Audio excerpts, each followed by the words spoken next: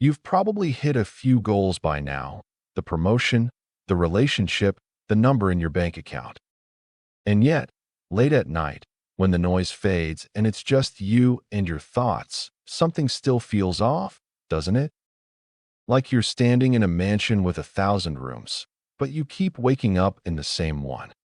That's the invisible prison of the mind. Not made of bars, but of patterns. Not guarded by others, but by thoughts you never questioned. You've been told to work harder, think positive, grind more. But no one told you the truth, that you can't build freedom using the same software that built the cage. This book isn't about motivation. It's about reprogramming, rewriting the mental code that quietly dictates your choices, emotions, and sense of worth. You'll learn how your brain filters reality like an algorithm, how beliefs become invisible walls, how thoughts multiply like viruses, and how your identity keeps refreshing the same version of you. But here's the beautiful part: the system isn't broken. It's just outdated. Once you understand the language your subconscious speaks, you can rewrite your own operating system. You can stop running old programs and start designing your life from awareness, not automation. You're not here to escape the prison. You're here to realize the door was never locked. Introduction: the prison you don't see. Hitting a life goal, money, career, relationship, but still feeling empty. You've worked hard, put in long hours, and sacrificed all those late nights with friends or family.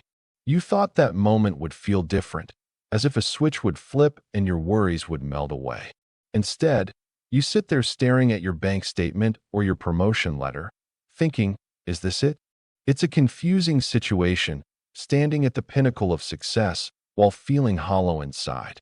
You wonder if maybe you're wired wrong or if everyone else is just better at pretending. This feeling sneaks up on you like a shadow, whispering doubts just when you thought you could finally relax. Think of your mind as a smartphone filled with apps that have been downloaded over the years, often without your consent. These apps, or deeply ingrained beliefs, run quietly in the background, filtering your perceptions and experiences. They can be as simple as the belief that you're not worthy of happiness, or as complex as the idea that you must achieve perfection to be loved. These subconscious programs can trap you in a loop, constantly pushing you towards goals, yet leaving your emotional world untouched. It's like being on a treadmill. You can run as fast as you want, but you're not really going anywhere in terms of your emotional satisfaction. To navigate this tricky terrain, you might start by reflecting on your beliefs. Are they nurturing or punishing? You can think of them as tinted sunglasses that color your view of reality. If your beliefs say you're not enough, you'll always see yourself through that shadow, no matter how many accolades, promotions, or relationships you acquire. Try writing down some of your core beliefs and see how they impact your day-to-day feelings. Just like weeding a garden, it's essential to create space for the positive beliefs to flourish. Consider what kind of emotional growth habits would nurture a more satisfied version of yourself. Recognizing these ingrained programs is the first step toward operating on a different, more rewarding frequency. When you feel stuck in a rut, it often helps to reframe your perspective. Instead of waiting for external validation, try setting small, meaningful goals that reflect your intrinsic values. Create an evidence journal where you note down moments of joy, gratitude, or simple wins, grounding yourself in a reality that is rich, not shallow. You might also try saying, "I am" statements daily to shift your internal narrative. For instance, "I am worthy of happiness," or "I am enough as I am." These little rituals can begin to chip away at that empty feeling. Just remember, you don't rise to the level of your goals. You fall to the level of your programming. So take the time to know your scripts and how to rewrite them. Living in a mansion, but only using one locked room because you don't know the rest exist. Picture this. You've got this massive, sprawling mansion. High ceilings, winding staircases, rooms bursting with light, and possibility. But instead of wandering the halls or peeking into the sunlit windows, you live your entire life inside a tiny, locked room. The rest of the house gathers dust, emptiness hanging in the air like forgotten promises. It's not that the other rooms don't offer anything. Far from it. They hold space for laughter, creativity, understanding, peace. Yet, here you are, pacing the same small floor, unaware that keys exist or that doors can be opened. It's like owning a treasure chest, but never searching for the lock's shape or how to fit the key. Somehow, the walls of that single locked room feel like all there is. They become familiar, safe even. But safety here means limitation, because you don't know how vast that mansion really is. This locked room inside your mind represents the parts of you haven't discovered or maybe haven't even realized exist. It's not just a metaphor for missed opportunity. It's a reflection of how our beliefs, fears, and habits fence us in. Think of the mind like a huge house with countless rooms, some bright and welcoming, others dark and neglected. Until you recognize those hidden chambers, they might as well be sealed tight. What makes this especially tricky is that most people don't know the rest of the mansion is there. They don't realize the locked room is not the whole house. It's just a tiny slice. The good news? The moment you begin to suspect other rooms exist, you start searching for the keys. Curiosity becomes that first creak of the door. Opening those doors means stepping into unknown territories, maybe parts of your mind where new ideas live, emotions that have been buried under routine, or strengths waiting quietly in the shadows. Sometimes, it's as simple as recognizing a belief you've worn so long it feels like skin, but is actually a suit of armor designed for someone you used to be. Other times, it's unlocking creativity or courage you didn't know you had, hidden in those neglected rooms. When you finally turn the knob, you realize the mansion isn't scary or cold. It's inviting and full of potential. And that's because every room you find adds light, air, and space for growth. Let me share something personal. There was a time when I stayed in my locked room for years, clinging to familiar thoughts and habits like a security blanket. My world was small and safe, but also frustrating and stuck. I kept wondering why I felt restless, like there was something more tucked away somewhere, but I didn't know how to find it. One day, a tiny crack in my routine showed me a glimpse of something different, a new idea, an unexpected conversation, and before I knew it, I was fumbling for that imaginary key. It wasn't easy, the lock was rusty, and some doors creaked unbearably loud when opened. But once I stepped out, I realized life was larger and more colorful than what I had allowed myself to see. It was like discovering sunny windows in a room I thought was just four plain walls. Here's a thought that might stick. The key to those other rooms is simple awareness. You don't have to tear down walls. Just start noticing the door frames that have been there all along. Ask yourself, what parts of myself have I ignored or shut out? What thoughts have I accepted without questioning? What feelings do I push away because they seem uncomfortable? Though these questions might feel unsettling, they don't tear down safety. They reveal new spaces. Journaling can be a gentle way to find these keys. Write about what you notice when you catch yourself repeating the same stories or feeling stuck. When you name those locked rooms, you soften their edges, making it easier to find the right key and give that door a little push.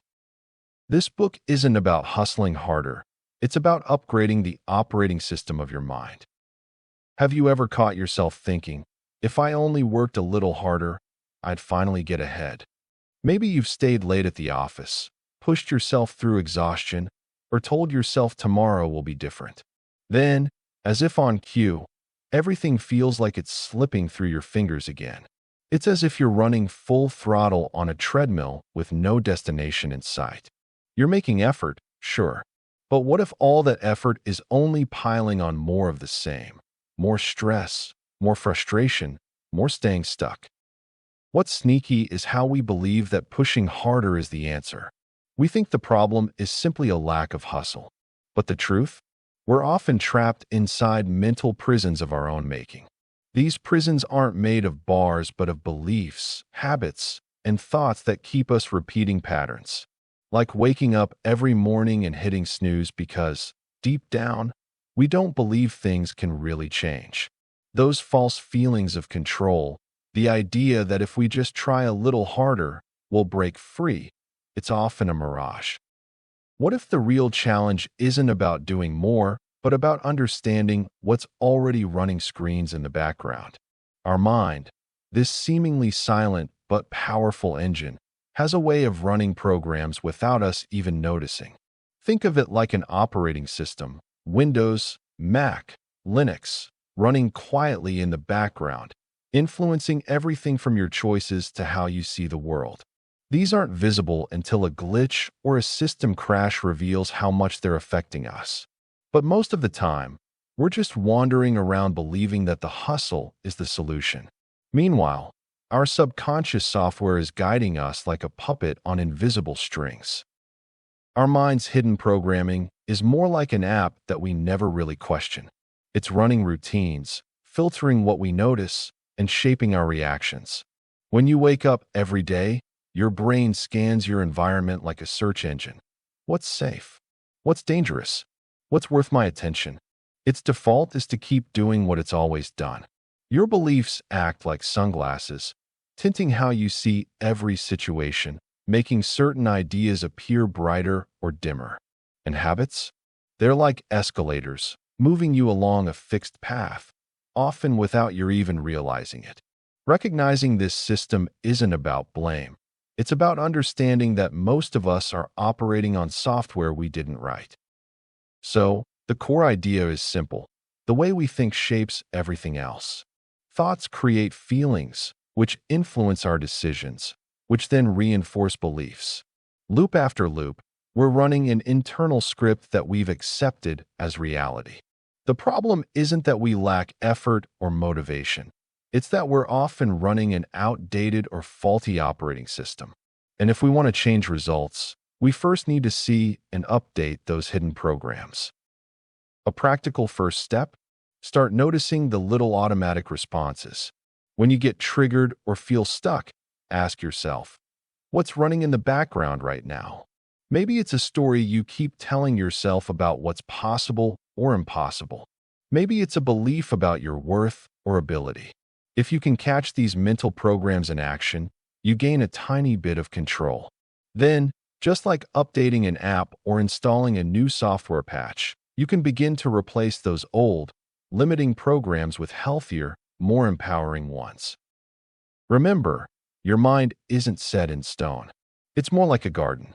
You can choose to clear out the weeds, the outdated beliefs and habits, and plant fresh seeds of new thinking. Upgrading your operating system isn't about trying harder. It's about installing better programs. Once you get this, your entire approach to change shifts. Instead of fighting your own mind, you learn to work with it. You become the programmer, not the computer. If you're wondering how to start, try this. Spend 5 minutes a day observing your thoughts. Notice when your mind begins to spiral or cling to old patterns. Don't judge it, just watch. Then, give yourself permission to ask, is this belief serving me, or is it holding me captive? Those small questions, repeated often enough, can lead to the biggest upgrades. Because in the end, the most powerful change you can make is updating your internal software. That's the real promise behind this journey. Not working harder, but reclaiming your mind's true operating system. Chapter 1. The algorithm in your head. Opening your browser and noticing how ads seem to read your mind. Opening your browser can feel like peering into a crystal ball that somehow knows you better than you know yourself. You click on a web page, and there they are, those ads showcasing just what you were thinking about yesterday, or even the items you just chatted about with a friend. It's almost as if they have a direct line to your thoughts. But here's the secret.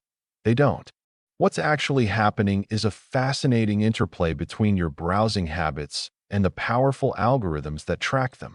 You might even think of your mind as a search engine, constantly sifting through conversations, interests, and sudden whims. The ads are just a byproduct of a technology that thrives on information gathering. They may look like mind readers, but in reality, they're merely exploiting your data trail. This remarkable ability of ads to capture your attention is not magic. It's your brain's subtle tricks at play. You might think you're being bombarded by ads for random products, but your subconscious has been busy at work. Much like your internal alarm system, it picks up on signals in your environment and starts influencing your preferences without you even realizing it. The more you engage with certain topics online, the more your brain hones in on them. What about how you felt last week when searching for vacation spots or the shoes you debated buying? Those fleeting thoughts manifest into a barrage of targeted ads. It's almost like the universe is responding to your unspoken desires. Spoiler alert, it's not really the universe. It's just clever marketing analysis. Your mind is essentially a processor, and it's continually churning through information, filtering out what might matter. Think of it as your personal algorithm. It sifts through your experiences, discerning what you pay attention to and what fades into the background. Have you ever noticed how after discussing a topic, suddenly it floods your social media feeds? That's your filtering system in action. Your subconscious is trying to make sense of everything you absorb. Each click, scroll, and search adds a layer to your understanding, shaping what you believe is important. This filtering can be both fascinating and intimidating. It's as if your brain is wearing tinted sunglasses, filtering the world in a way that often leads you to reinforce existing beliefs. You might notice that when searching for health advice, you gravitate towards content that aligns with how you already feel. These are beliefs expressed in shades that color your perception. Your digital environment might reflect what you're already inclined to think and feel, echoing back the very thoughts you believe to be true. It's crucial to recognize that these belief filters can lock you in mental habits that feel comfortable yet unchallenging. How do you break this cycle? Begin by practicing mindfulness about what you consume online. Take a moment to journal about the types of content that resonate with you. Ask yourself if they align with who you want to be, or if they're just your subconscious doing its filtering. Taking charge of your online experience can help bridge the gap between your subconscious programming and your conscious choices. Experiment with going beyond your usual clicks. Seek out diverse perspectives in your reading, watch documentaries, or listen to podcasts that challenge your views. This is akin to weeding a garden. In order to cultivate beautiful flowers of thought, you have to remove the unwanted plants that stifle growth. So, from time to time, ditch that algorithm-generated comfort zone and invite new ideas into your cognitive landscape. The RAS is like your personal search engine. It only shows what you ask for. Have you ever lost your keys? Then suddenly, those keys seem to pop up everywhere? At first, they were nowhere to be found, but once you started searching for them, your mind started pointing out every possible spot they could be hiding. That's your reticular activating system at work, or RAS for short. Think of it like your own personal search engine inside your brain, filtering out the noise and only serving up what matters most to you at the moment. So many things happen around us all day, but we don't consciously notice most of them. The RAS is like the algorithm behind a search bar. It decides what to pull from the flood of input based on what you're asking for. If you're fixated on failure, guess what? Your mental search engine floods your awareness with signs of setbacks. But if you're looking for opportunity, the RAS begins showing you openings and possibilities. Imagine it as if you had a browser open, typing in your search terms. The RAS is constantly running, and without it, your mind would be overwhelmed, trying to process every single thing from background noise to the subtle changes in light or a million faces walking past. It keeps your focus sharp, but that also means it's selective. You control the search query, whether you realize it or not. Here's the kicker. Your experience of reality doesn't just fall from the sky. It's built by what you let through your mental filter. Recognizing that the RAS shows you only what you search for means your mind becomes less of a passive receiver and more like a spotlight operator. Where you shine, that light defines what you see, what you remember, and even what you feel. It's as if your brain hands you a pair of sunglasses with lenses tinted by your focus and beliefs. If those lenses are smudged with doubt or fear, everything looks blurry or threatening. From personal stories to workplace drama, this plays out constantly. For example, if you believe you're unlucky, your RAS scans the world and highlights every small inconvenience or missed opportunity, reinforcing that belief. But switch the search terms. Ask your brain to find moments of luck or progress, and you'll start noticing different details, like that friendly smile, the unexpected email, or a solved problem you had forgotten about. Knowing this gives you a powerful handle on your thoughts and feelings. Instead of letting your mind run on autopilot, it invites you to become the programmer of your own search engine. What if, by changing your internal search terms, you could steer your attention toward what serves you better? The way to hack your RAS is by choosing what you focus on, the questions you ask yourself, and the stories you replay in your mind. It's like giving your brain better keywords to find what you really want. Here's a practical way to test this out. Create a small evidence journal. Pick one area of your life you want to change, maybe confidence, success, or calmness. Every day for a week, jot down moments that support that quality. It forces your RAS to look for supporting data, gradually shifting what your mental search engine pulls into your awareness. After a few days, you might find your perspective shifting, your mood lifting, even if the external situation hasn't dramatically changed. Track your mental clicks for one day. What are you training your brain's algorithm to show you? Imagine sitting at your favorite coffee spot, watching yourself go through the day. That moment when you misplace your keys for the third time or catch yourself zoning out during a boring meeting. That's where your mind is giving you clues. These fleeting thoughts, reactions, and distractions are like breadcrumbs leading you to hidden patterns inside your brain. The tricky part is that most of us go through our days on autopilot, reacting without noticing what thoughts keep popping up. By starting to observe these mental flashes, those quick judgments, worries, or memories, you're shining a light on what your brain has learned to focus on. Like a detective with a magnifying glass, you look at each thought for a moment, even the tiny ones, and ask, what's this really about? Once you see the pattern, you begin to understand that your mind isn't just randomly wandering. It's wiring itself based on what you tell it to pay attention to. The more you pay attention to certain thoughts, the more they get reinforced, shaping your reality without you even realizing it. Think about the last time you felt anxious waiting for an email or happy when scrolling through social media. Those feelings are like flashing neon signs telling your brain what to look for. Every time your mind latches onto worries about the future or raves about instant pleasures, it's training an internal algorithm. That algorithm starts to predict and react to things in ways you might not consciously choose.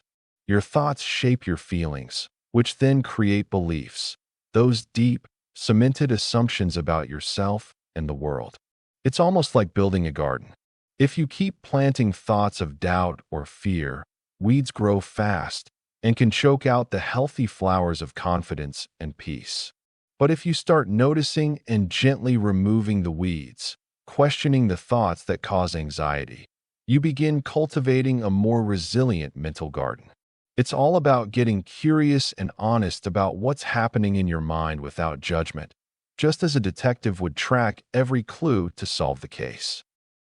One way to do this is to slow down and pay attention to what your mind is doing in real time. For example, when you notice your mood shifting or your thoughts spiraling, ask yourself, what just went through my head? Or better yet, try naming the thought. Was it, I can't do this? I'm such a mess. Or this is never going to work? When you catch these thoughts, you start to see the script your brain is playing.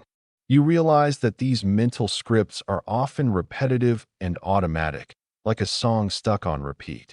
Recognizing this pattern is step one to changing it. If you're always thinking about mistakes, your mind might be training to keep looking for flaws.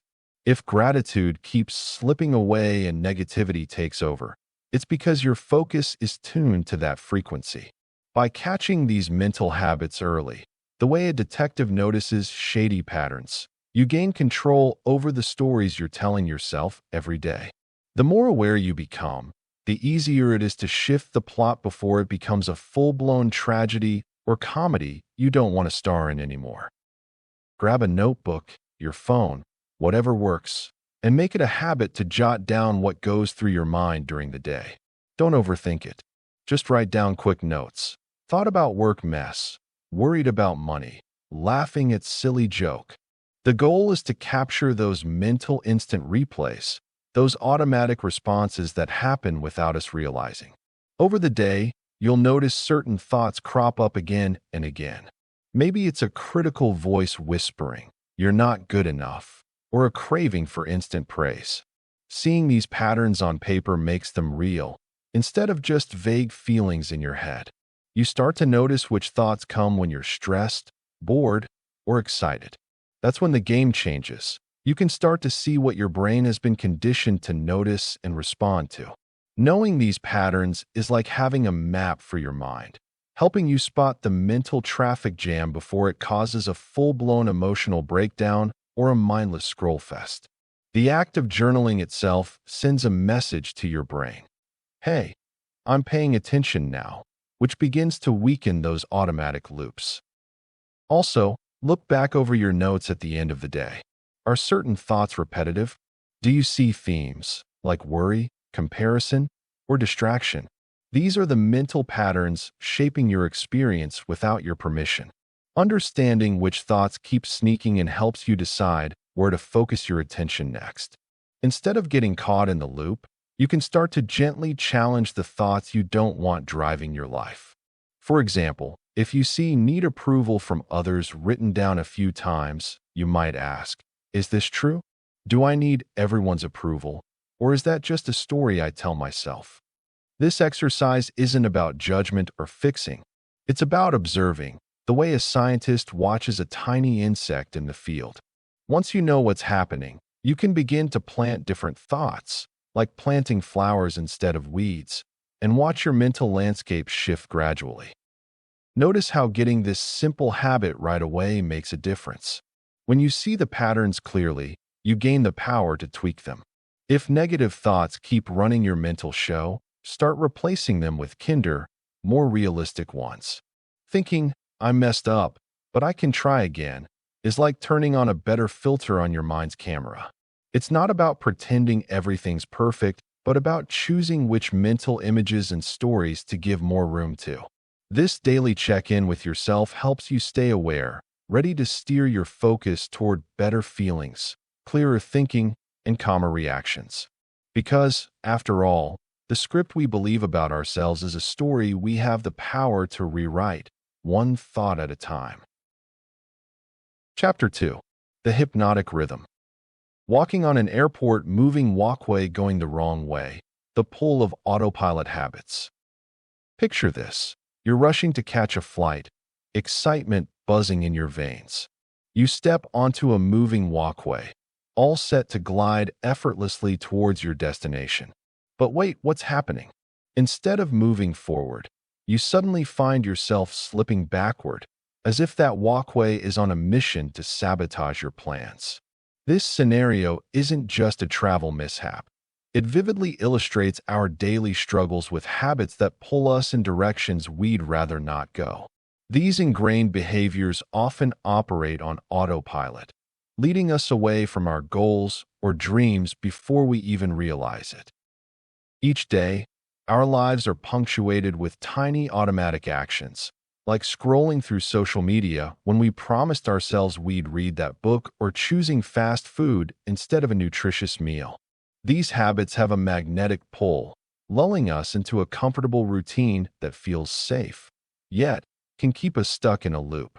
This metaphor serves as a wake-up call, prompting us to pay attention to the silent forces steering our lives.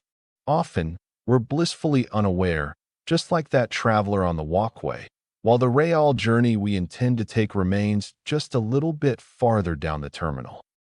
The truth is, these habits are powerful, catching us in a cycle that feels inevitable. Think about it. Have you ever been in a situation where you wanted to break free but found yourself falling back into old patterns? The brain thrives on routine. It loves the familiar. It's like trying to break through a thick layer of wet cement. Your well-intentioned thoughts and ambitions seem to dissolve in the face of long-standing habits. This stubborn cement hardens into beliefs that shape how we see ourselves and the world. When it becomes solid, it is nigh impossible to reshape without a conscious effort. To regain control, consider adopting a reflective practice, like journaling. Write down your daily habits, pinpointing which act like the moving walkway, comfortable yet counterproductive. This simple act can reveal patterns you weren't aware of and help you take the first steps toward change. By shining a light on those movements that seem automatic, you can find the courage and awareness needed to take back the reins. Remember, although breaking free can be challenging, the real journey begins when you acknowledge that those habits don't have to define you. In that realization lies the power to rewrite your own script. Example: always hitting the snooze button patterned reaction. Imagine this. Your alarm goes off, and instead of jumping up, you press that snooze button like it's the most comforting catch in your morning routine. You tell yourself, just 5 more minutes. But those 5 minutes turn into 15 or even 30.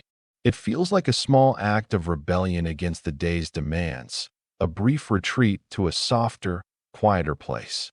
But what feels like a choice is actually a script your brain has been rehearsing over and over. The snooze button becomes less about rest and more about a loop your mind automatically plays, like a broken record stuck on repeat.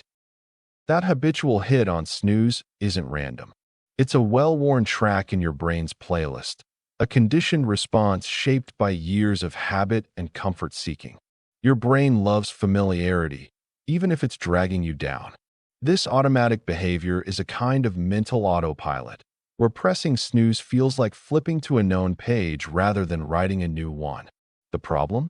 This comfort is based on a false promise, the idea that those few extra minutes will make you feel better, even though deep down you know they end up stealing your morning momentum and leaving you groggier. Think of this pattern as a hypnotic rhythm, a groove your brain slides into without asking if it still serves you. It's like your mind has built a moving walkway under your feet that gently pulls you towards snooze, making it feel effortless. This is why it's so hard to stop. Even when you decide on the surface to get up, your brain's running an internal search engine filtering for comfort and safety. The snooze habit is a familiar signal that calms your nervous system, but it also cements an identity. I'm not a morning person, or I'm always tired. These beliefs work like tinted sunglasses, coloring how you see your own potential for change.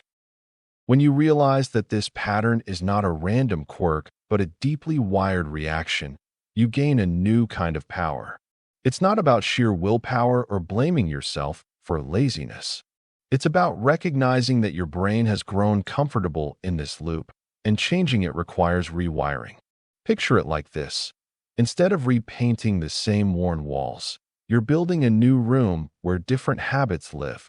Breaking the snooze cycle means noticing the pattern, sitting with the discomfort, and training your brain to seek a new kind of reward, like the satisfaction of waking with intention, rather than the fleeting relief of just 5 more minutes. Try this. Next time your alarm goes off, resist the immediate urge to snooze by focusing on one simple goal. Just sit up in bed and take a deep breath. No need to get up right away. Feel the morning light. Listen to the sounds. Acknowledge the urge to slip back under the covers without judgment. This small pause shifts the autopilot and pulls you out of the habitual loop. Over time, these tiny acts build new pathways, creating a fresh rhythm that feels different but better. Remember, habits aren't just barriers. They're invitations to become more aware of what's running beneath the surface of your daily life. What habit do you repeat daily that feels automatic, not chosen? Think about that moment in your day when you do something without really thinking about it, like reaching for your phone first thing in the morning or automatically checking your email before your feet even hit the floor. It's as if a part of you is running on autopilot, carrying out a routine that feels so natural it's almost invisible. These habits aren't always bad. Sometimes they're comforting, like slipping into your favorite slippers after a long day. But more often than not, these automatic behaviors shape how your day unfolds, whether you notice or not.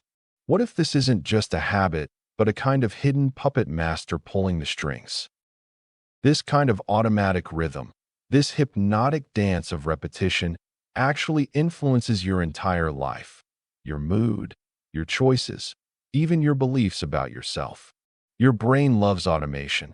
It conserves energy by creating these routines so you don't have to think every step. It's like a moving walkway at the airport. It drags you along without much effort. The problem is, when these routines aren't serving you, they can keep you stuck in a loop. Recognizing what habits are running your life is the first step toward taking back control. Once you see where your mind goes when it's not paying attention, you can start asking, is this really what I want? Imagine your brain as a search engine. When you habitually focus on fear, worries, or negativity, it's like setting your filters to only show you stormy weather. Your beliefs become tinted sunglasses that color everything you see, and those constant routines cement your worldview. These routines become a kind of cement, hardening your identity, telling you who you are without you even realizing. The funny part is, most of the time, these habits are built from a mix of past experiences, fears, or simple comfort. But they also stick because they're reinforced day after day, like stepping onto a moving walkway that drags you through the same emotional terrain over and over again. Recognizing this pattern is like paused footage from your life. You get a moment of clarity. I do this because I always do this. And in that moment, change begins to flicker. One way to start unraveling this automatic rhythm is to simply pause. Before jumping into your usual morning routine, checking your phone, or turning on the news, try a quick question. Ask yourself, why am I doing this right now? The more you catch yourself in the act, the more you reveal how much of your day is driven by habits you didn't pick. Sometimes, just noticing can create a tiny crack in the cement, allowing a fresh breeze to enter. Keeping a journal where you track these moments of unthinking behavior can help you see patterns more clearly. It's not about judging yourself, but about shedding light on the habits that run just beneath your awareness. As that light shines through, you'll start noticing more opportunities to choose differently. No grand overhaul needed, just small, deliberate shifts at first. So, if you want to start reprogramming your mind, try an exercise called the habit pause. It's simple. At certain points in your day, say, when you reach for your phone or habitually glance at your clock, pause for a moment. Take a deep breath and ask, is this what I want right now? Whether the answer is yes or no, just owning your choice puts you in the driver's seat. Over time, these tiny questions pack a punch. They start nudging your unconscious routines into awareness, creating space for deliberate decisions instead of robotic reactions. Eventually, you'll notice that what once felt automatic now feels like a choice, something you control, not something controlling you. Remember, habits aren't just things to break.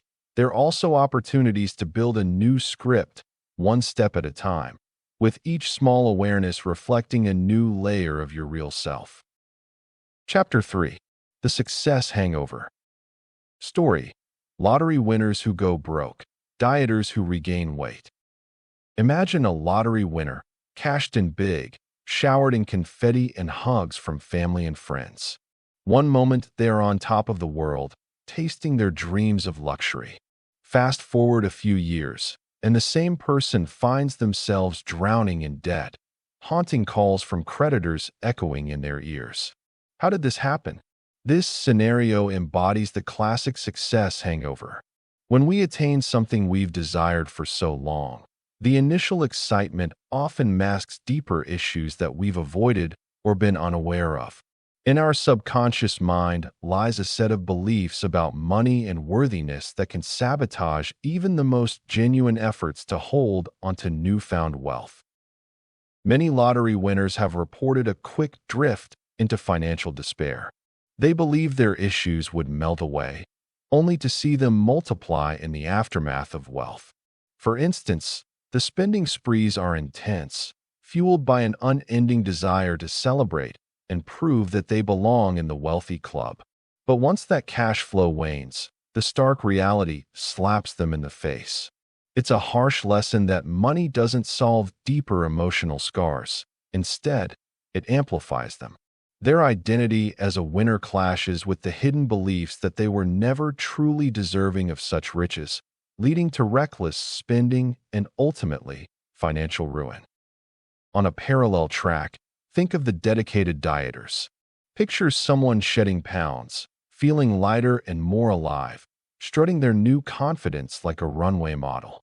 Yet, just as captivating is the all-too-familiar sight of those same people gaining the weight back. It's frustrating, isn't it? You follow the plan, lose the weight, but then return to old habits. This phenomenon reveals the hidden beliefs that can undermine lasting change. When the desired diet results aren't backed by a shift in mindset, they fade as quickly as they appeared. Often, this stems from an ingrained identity that says, "I'm not a healthy person," or "this weight is just who I am." The challenge lies in understanding that habits are not just actions. They are tied to our identity and self-perception. You might picture habits as a moving walkway at the airport. When you're standing still, it slowly takes you back to where you once were. It's vital to recognize that getting fit isn't just about sticking to a meal plan. It's about uprooting those old beliefs that have been festering in the back of your mind. It's about being conscious of the messages you tell yourself. A simple, profound insight can lead dawdling diet dreams to find traction. I am a person who treats my body with respect. This reprogramming is necessary to foster long-term change, shifting your identity in a healthy way. What can help in making these transformations stick? Try keeping a daily journal, jotting down your thoughts and feelings about money, food, or any changes you want to create. Write down negative beliefs that emerge, call them out, and challenge them with positive affirmations. It's a practice of awareness that can shine a light on what might be lurking beneath the surface and prevent you from repeating the same cycle. Your beliefs shape your reality, so change them to change your experiences. Insight: if your subconscious identity rejects success, it will spit it out. You've worked hard, pushed through doubts, and when the finish line comes into view, you expect fireworks. Instead, there's this weird, unexpected hollow. It's that moment when you realize the win isn't bringing the joy you imagined. Maybe it's a new job, a promotion, or finally launching that side project you've been obsessing over. You want to celebrate, but your brain throws a subtle curveball, a nagging feeling that you don't deserve this, or that something is off. It's like biting into a cake only to find a layer of salt hidden inside. You didn't see it coming, and now the sweetness is spoiled. This strange sensation is often called the success hangover. You might even find yourself sabotaging the very thing you worked so hard to create. That promotion feels more stressful, the accolades start to feel awkward, or you begin doubting if you can keep it all up. You're not alone. Many people hit this wall because what's happening on the surface, the success everyone else sees, isn't syncing with what's going on deep inside their mind. It's like your heart and your head are negotiating two very different deals. Imagine your subconscious mind as a strict gatekeeper who's been holding a very specific version of you, the version that struggles, works hard, but isn't meant to be too successful. This gatekeeper has been running your life's operating system for years, maybe decades, with rules written when you were far younger and far less equipped to handle change. When something tries to sneak past that gate, like a big success, it freaks out. It literally spits it out, throwing obstacles or nagging doubts your way until you back off and go back to normal. This all happens without you being fully aware of it. Our brain uses something called the Reticular Activating System, which acts like a search engine for everything we subconsciously decide is relevant. If your subconscious identity believes that being successful is not you, maybe you're supposed to struggle, be average, or avoid standing out, the RAS won't show you opportunities to support success. Instead, it filters them out. It's like wearing dark sunglasses that tint your whole world. No matter how bright the opportunity, you only see shadows. These filters shape how you think, how you feel, and even how you act, often without a single conscious thought passing through. Think about someone who grew up in a family where success was quietly seen as suspicious or scary. Maybe there was talk of money ruining people or don't get too big for your boots. Those old stories cement themselves into your subconscious as wet cement does on a sidewalk. Once dry, hard to change without deliberate effort. When life hands you a win, the subconscious voice quietly whispers, "This isn't you. Don't get comfortable. This won't last." You might ignore it at first, but the voice tends to grow louder, nudging you towards self-sabotage or discomfort until you realign with what feels familiar, even if it's painful or limiting. Recognizing this invisible inner resistance is the first step. Instead of blaming yourself for feeling off or failing after a win, try to see the story your subconscious is telling. What covert rules are still running your show? How has your identity shaped what success looks like or whether it feels safe?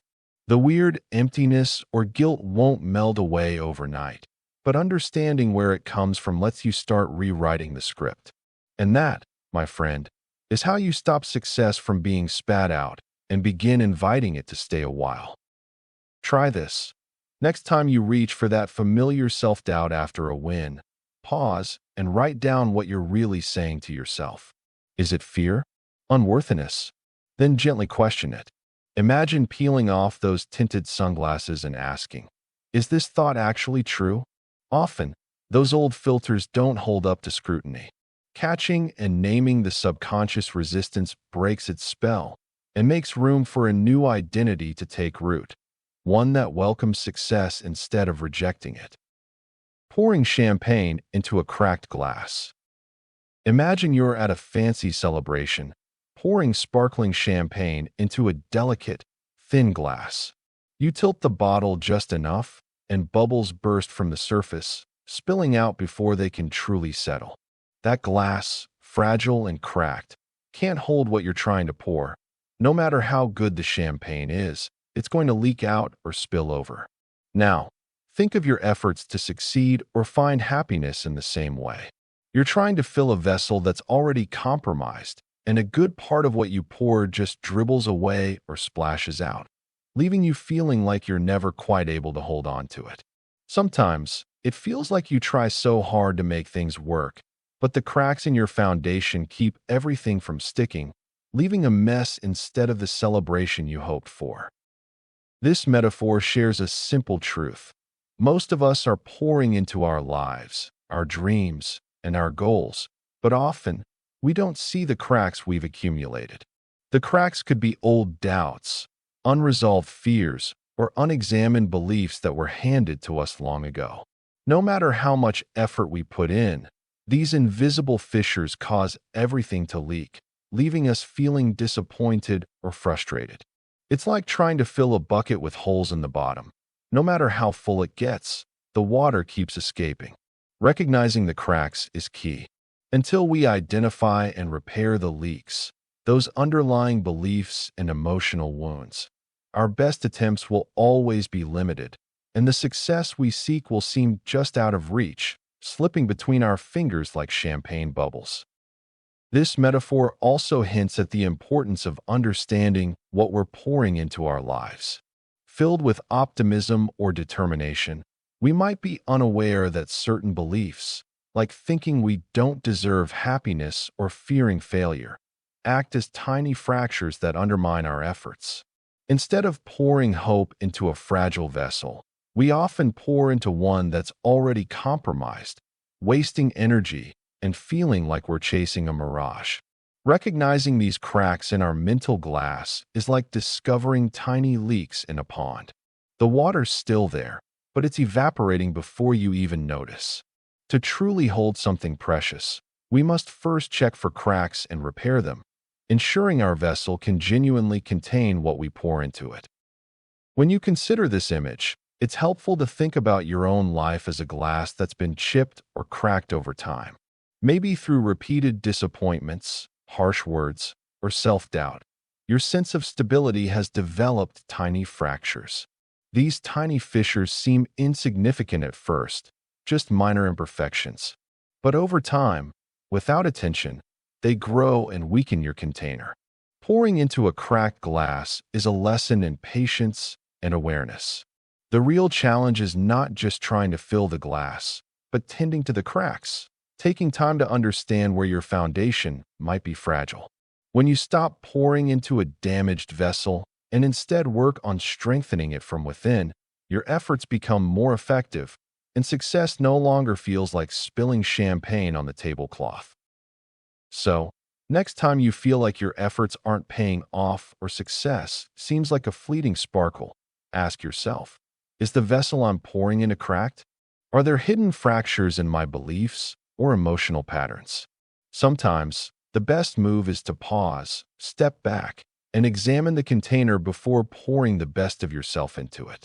Repair the cracks, reinforce the structure, and then pour with confidence, knowing your efforts won't just spill away.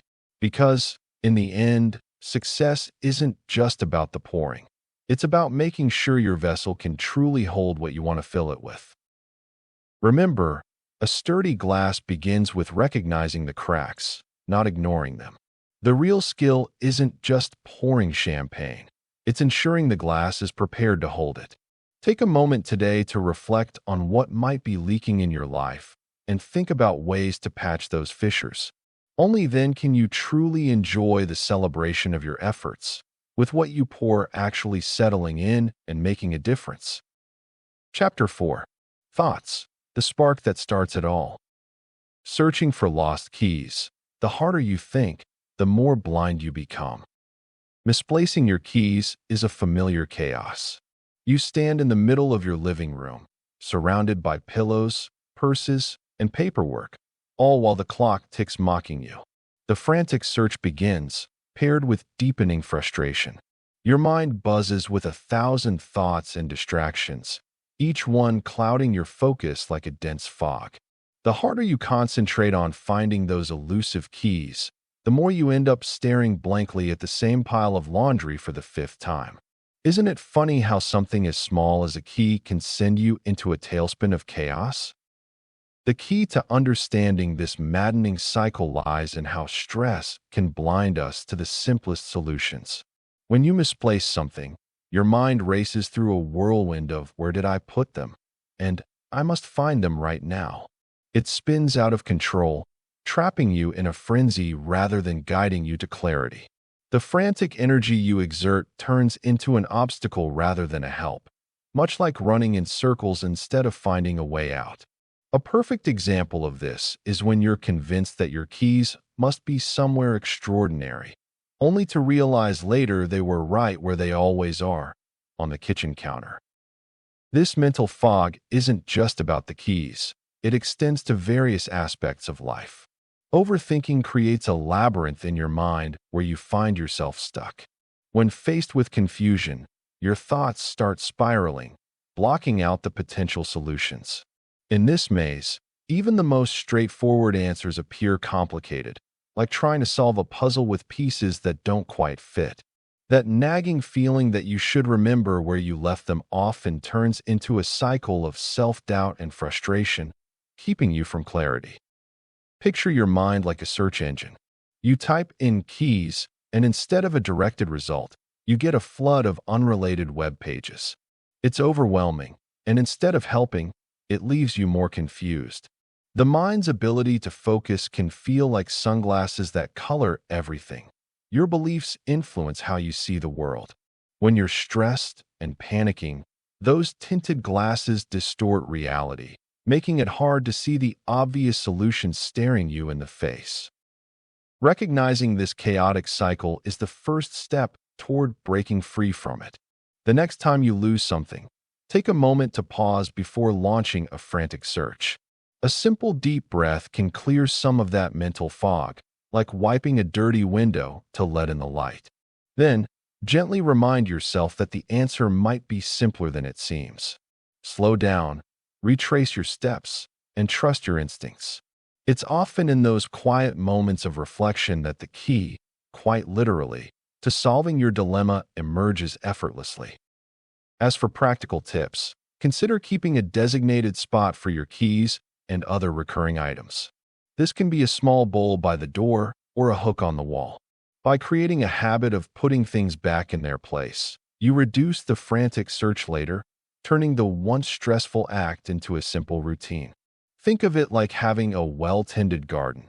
The more you nurture it by consistently placing your keys in the same spot, the fewer weeds of frustration you'll have to deal with later on. Thoughts appear constantly, but you decide which ones to keep. Picture your mind like one of those chaotic subway stations in a huge city, trains coming and going every few seconds, crowds rushing to catch the next one, announcements blaring overhead. Thoughts are those trains. They arrive nonstop, packed full of ideas, worries, to-dos, random memories, and flashes of inspiration. Sometimes they're express trains, speeding in with urgency, like the panic over that email you forgot to send. Other times they're slow and meandering, like that song stuck in your head. No matter what, the station never empties. You don't have to catch every train, though. Just because a thought pulls up on platform 3 doesn't mean you have to hop on and let it take you wherever it wants. You get to decide which trains you step into and which ones you leave behind. The tricky part is that it's easy to feel overwhelmed, as if every train demands attention. But in reality, your power lies in choosing your destination. You can notice a thought, nod at it, and then simply step aside as it pulls away into the dark tunnels of your mind. That mental station keeps running 24/7. That loud voice doubting your ability, the daydream about quitting your job, the sudden flash of a worry about your health, those are all trains, and none of them need to be your final stop. Taking control means recognizing your power to board the trains that serve you and skip the ones headed nowhere good. It's less about stopping the trains. You can't stop your thoughts from appearing, but more about mastering which journeys you choose to take. Thoughts pop into your head all the time like sparks from a campfire when someone throws in a dry twig. They're quick, unpredictable, some bright and fiery, others just barely flickering before fading out. Most of them have no real agenda. They show up, shimmer, and vanish without asking permission or doing much more than taking up a second or two of your attention. The challenging part is learning how to spot which sparks deserve to turn into a flame and which ones are better left to flicker out on their own. When a thought lights up, you can choose to fan it into a roaring fire or let it die quietly. That nagging voice reminding you of a past failure? You can focus on it until it grows into a consuming feeling of shame or rejection. Or you can watch it briefly, acknowledge it was once useful, and then let it go. On the flip side, a thought about a new idea, a possibility, or a compliment someone gave you has the potential to be nurtured. It only becomes meaningful if you decide to hold on to it and expand it. This way of thinking gives control back to you, rather than letting your mind be a wild storm of random thunderclaps. The sparks are always flying. There's no stopping them, but which ones you allow to catch fire depends entirely on your choice. Choosing thoughts is like tending a garden. Weeds grow by themselves and often need some effort to pull out, but flowers only bloom when you intentionally water and protect them. You decide what gets your attention, and that choice shapes how your life feels and unfolds. You don't just notice thoughts, you give them power. What stays in your mind grows stronger and influences how you feel, what you believe about yourself, and what you do next. Imagine thoughts as tiny seeds. Some fall into fertile ground, sprouting new possibilities, while others rot because you refuse to nurture them. Your daily mental habits decide your inner landscape more than any outside circumstance. For example, if you constantly entertain thoughts of, "I'm not good enough," those seeds grow into a thick forest of self-doubt. But if you intentionally focus on thoughts like, "I'm learning," or "I can try again," you start planting a garden of confidence and resilience. Of course, those positive thoughts don't always appear naturally. They often need a bit of coaxing. You may have to remind yourself or repeat comforting truths to change the default playlist in your mind. This choice doesn't mean ignoring problems. It means deciding how much space you give them in your head. When a worry or negative thought visits, you can log it in your mental to consider, file, without letting it crash your entire day. The spotlight you shine on certain thoughts strengthens them like sunlight fueling a plant. By choosing where you aim your attention, you begin shaping your mood, your decisions, and ultimately the direction of your life story. Think of yourself as a curator in a museum filled with endless exhibits, your thoughts. Not every exhibit deserves the main hall. Practice a simple habit.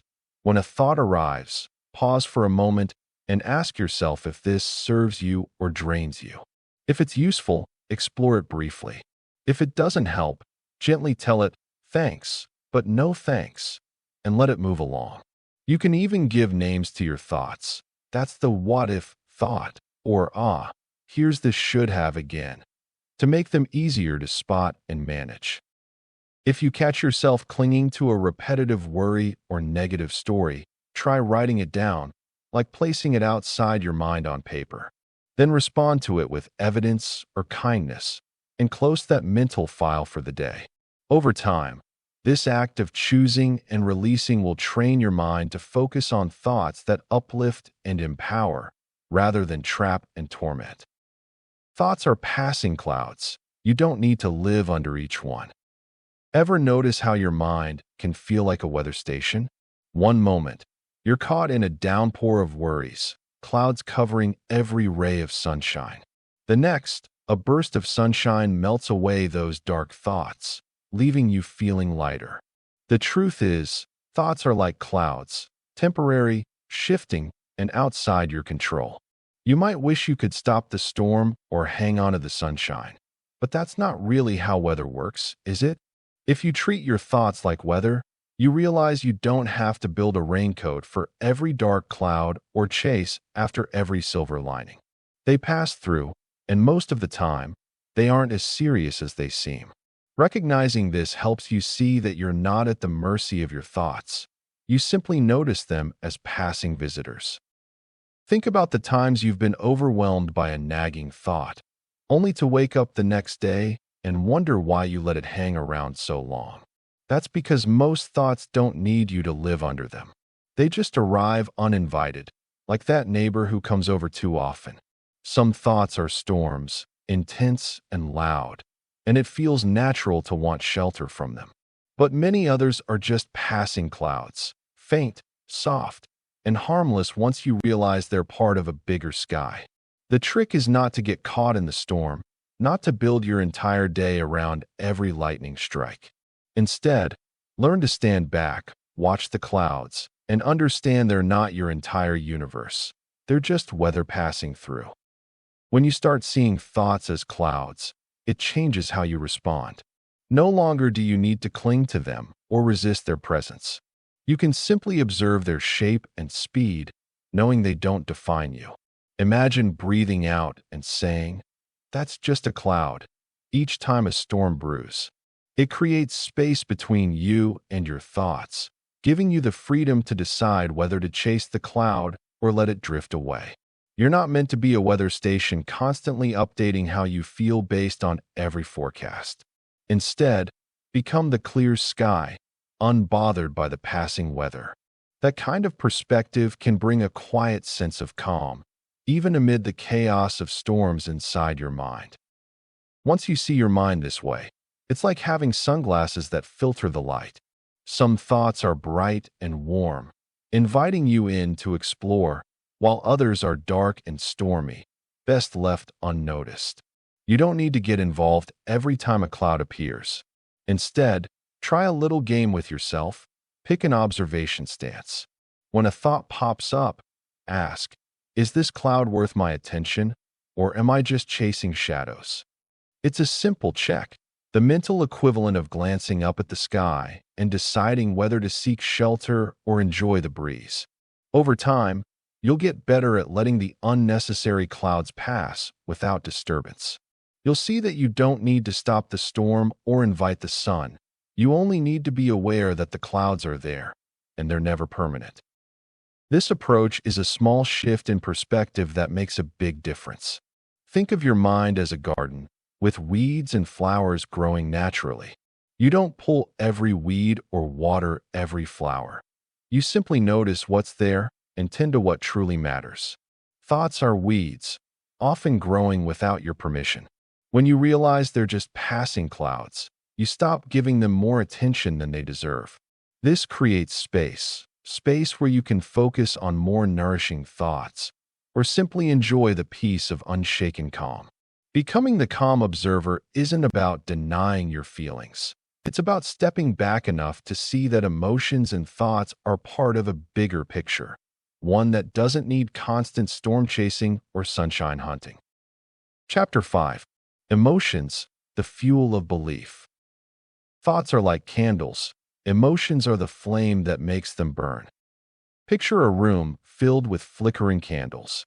Each candle represents a thought, a glimmer of possibility waiting to brighten the space. But these candles need a spark. Without it, they remain cold and dormant. This is where our emotions come in.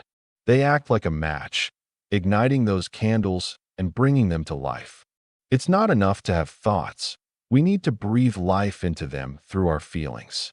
Think about those moments when a simple idea suddenly feels urgent or important because something inside you resonates with it. That spark, often an emotional response, can push you toward action. Consider the many thoughts that flit through your mind each day. Some are trivial, like what to have for breakfast, while others carry the weight of your aspirations or fears. When you feel joy, those thoughts can morph into dreams. Anger can propel thoughts into powerful convictions. The subtle shifts in emotion can transform how we perceive and act on our ideas, turning a mere whisper into a rallying cry. Just like in a dimly lit room, when emotion flares up, the whole atmosphere changes. You can almost feel the warmth of conviction enveloping you, and suddenly, what was just a flicker of thought starts to glow brightly. When you think of your feelings as flames, it's easy to see the impact they have on your beliefs. A belief is like a candle that has been lit. Its light spreads, illuminating the mind and guiding your actions. Imagine attending an inspiring event where an impassioned speaker talks about change. You leave feeling fired up, as if your long-dormant beliefs have been reignited. Suddenly, your ideas don't just float around. They demand attention and action. Emotions can add depth and resonance to our thoughts, making them tangible and real. They shape how we view the world and ourselves. This interplay is not always straightforward. Sometimes, the flames can flicker out just as quickly as they ignite. Life throws challenges our way, dampening the spirits that once fueled our most brilliant ideas. We might hold on to beliefs that no longer serve us, acting like heavy weights instead of guiding lights. Learning to recognize which emotions fan the flames of our thoughts is key to navigating life effectively. A powerful way to harness this energy is through reflection. When you notice your thoughts shifting, ask yourself what emotions are at play. This process is like tending a garden. Some feelings can become weeds, while others are the vibrant flowers that need nurturing. By being aware of your emotions, you start to identify which thoughts deserve to shine and which should be allowed to fade. To better harness this power, try keeping a journal where you reflect on your thoughts and the emotions tied to them. Notice patterns over time.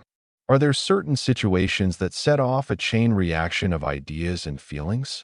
Use this understanding as a beacon to guide your actions. The interplay of thoughts and feelings is not just about having ideas. It's about fueling them with genuine emotion and letting them grow into lasting beliefs. Cultivating this awareness can lead to a life that's not only more fulfilling, but also richer in purpose and direction.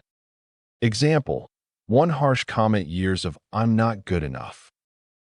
Picture this.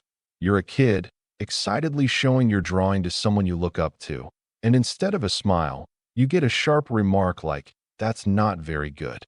It's just a few words, nothing dramatic at the moment.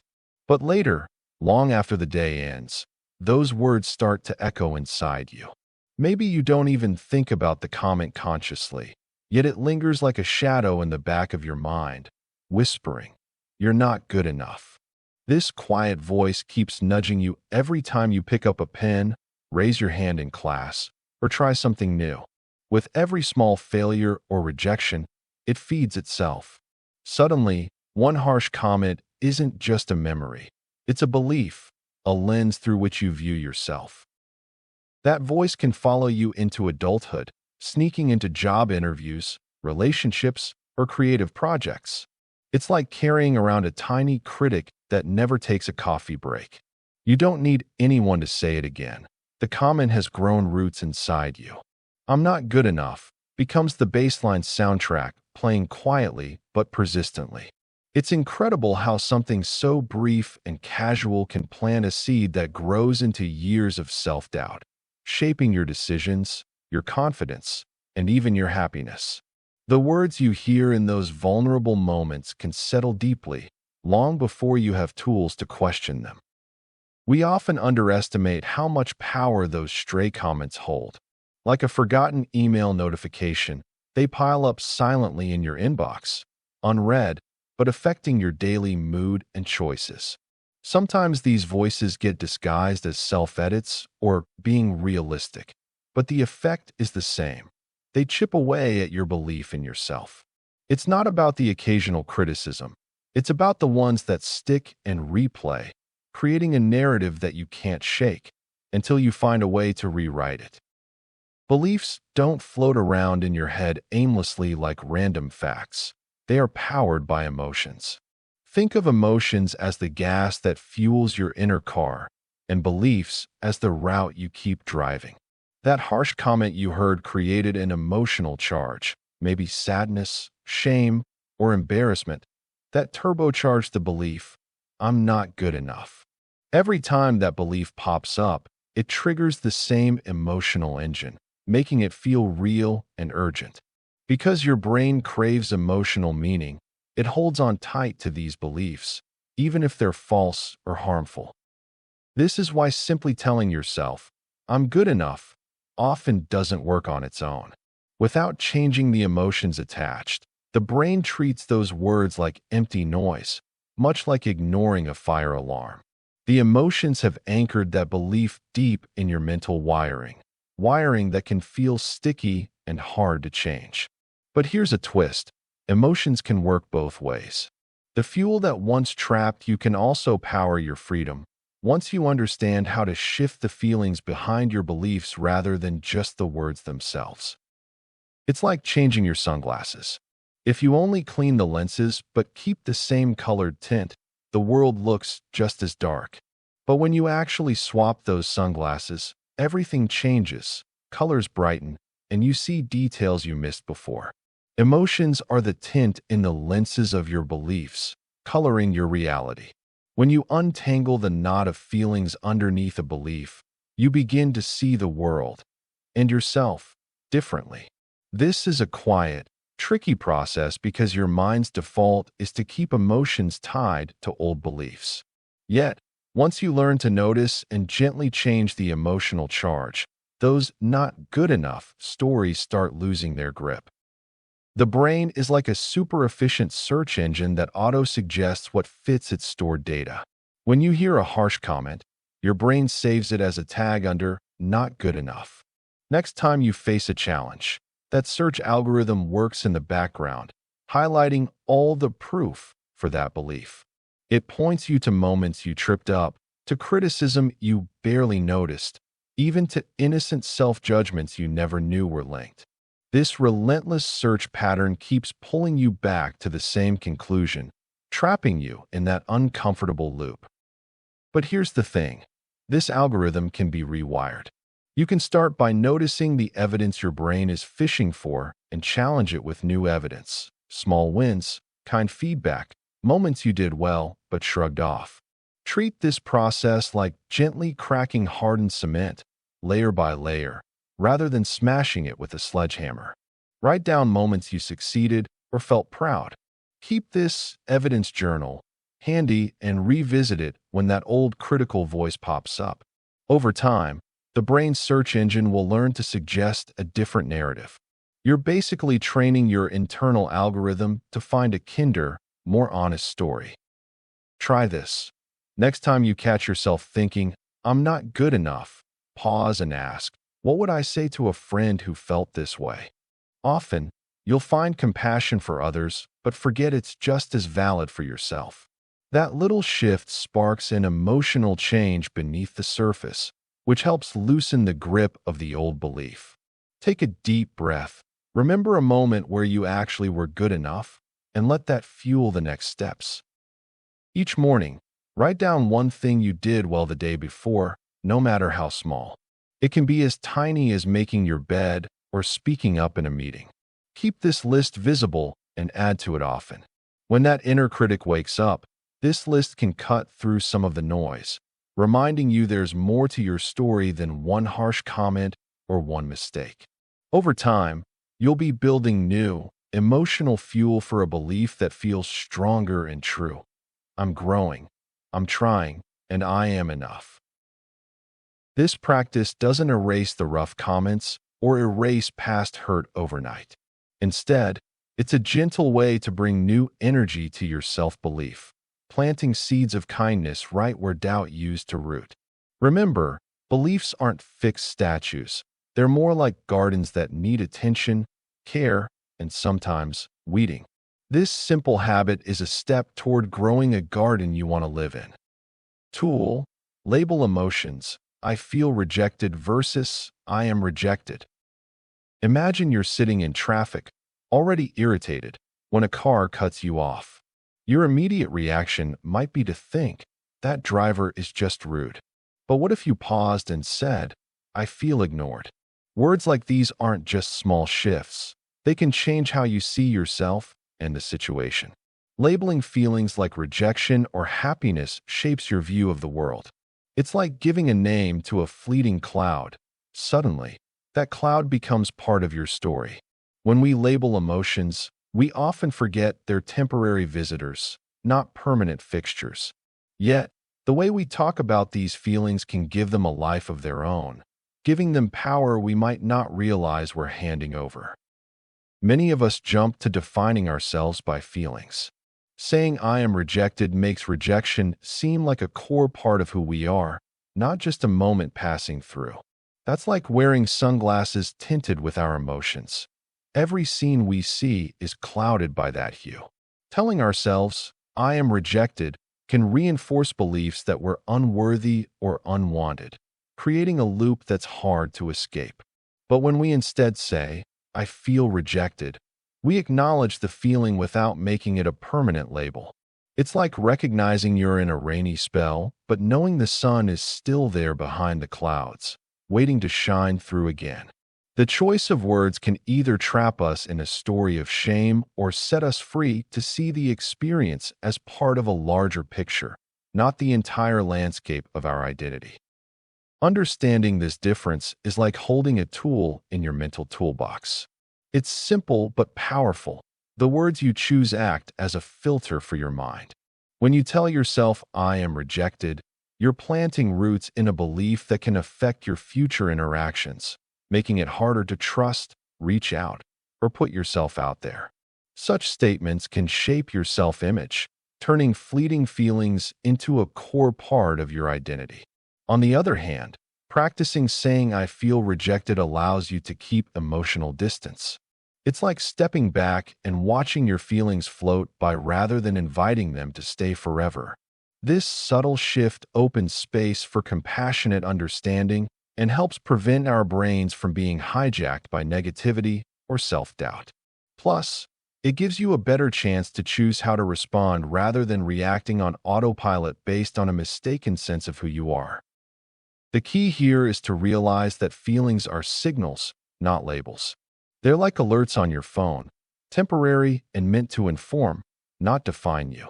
When rejection comes up, it's telling you something important. Maybe you need more reassurance, or perhaps there's a boundary to set, but it isn't a verdict on your worth. Recognizing this helps you step out of the role of victim or villain. Instead of saying, I am rejected, try, I am experiencing rejection.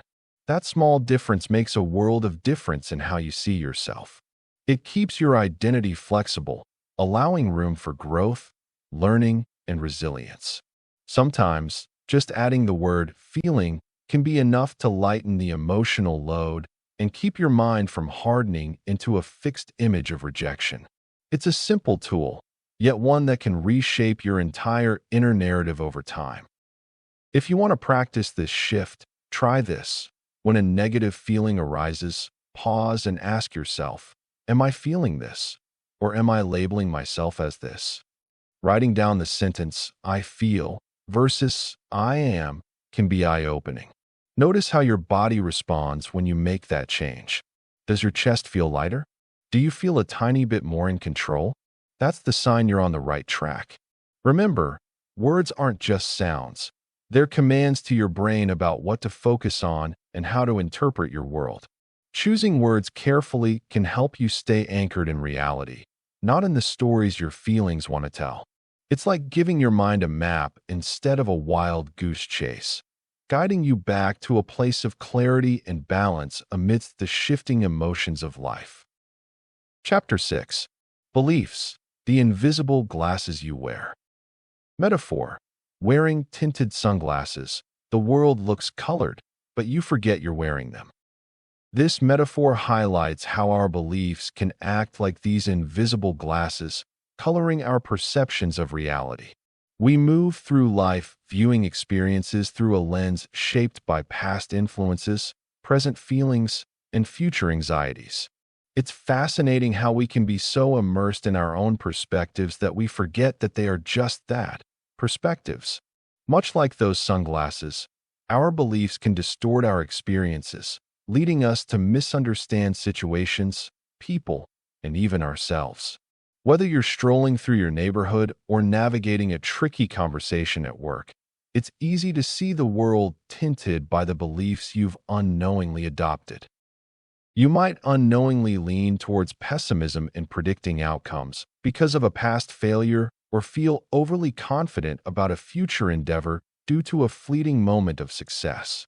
This subconscious filtering can sneak into every aspect of life, relationships, career choices, and overall happiness. You might find yourself holding on to beliefs that limit you or push you towards behaviors that don't serve you well.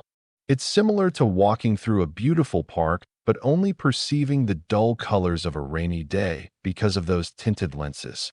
To unravel this, it's essential to pause and reflect on which sunglasses you've been wearing. Consider what beliefs might be influencing your outlook on situations in your life. Ask yourself, are these beliefs serving me? Are they helping me grow? Or are they holding me back? Take a moment to write down your predominant beliefs about yourself and the world around you. Recognize those that may not align with who you truly want to be. By consciously examining these beliefs, you can begin to identify when and where you might be wearing those tinted glasses. Replace limiting thoughts with affirmations that align more closely with your aspirations. This simple act of awareness can ignite a shift in your perspective, allowing you to view your life in sharper clarity. Just like taking off sunglasses to see clearly on a bright day, adjusting your beliefs can illuminate paths you previously overlooked. Life is about perspective, So challenge yourself to change the lens through which you see your experiences. What would happen if you dared to view the world with curiosity instead of doubt? Start reprogramming those subconscious beliefs today. Example: believing you're bad at math, shutting down opportunities. Ever catch yourself thinking, "I'm just not good at math," like it's a simple fact written in stone? It's as if you've been handed a pair of sunglasses that tint everything math-related gray and blurry. The funny thing is, those glasses sneak up on you so quietly, you barely notice them slipping over your nose. Suddenly, numbers start to feel like an alien language, equations look like impossible puzzles, and the idea of solving problems turns into an exhausting chore. Maybe it was a teacher who said, "Math isn't for everyone," or a difficult test that crushed your confidence. Whatever the origin, the belief that you're bad at math clouded your view long before you realized it. Like wearing sunglasses indoors, it's not just uncomfortable, it actively blocks the light and detail you need to see clearly. This isn't about talent or IQ. It's about the stories we tell ourselves, the mental filters coloring how we interpret the world, shaping what we're willing to try and how we respond when we struggle.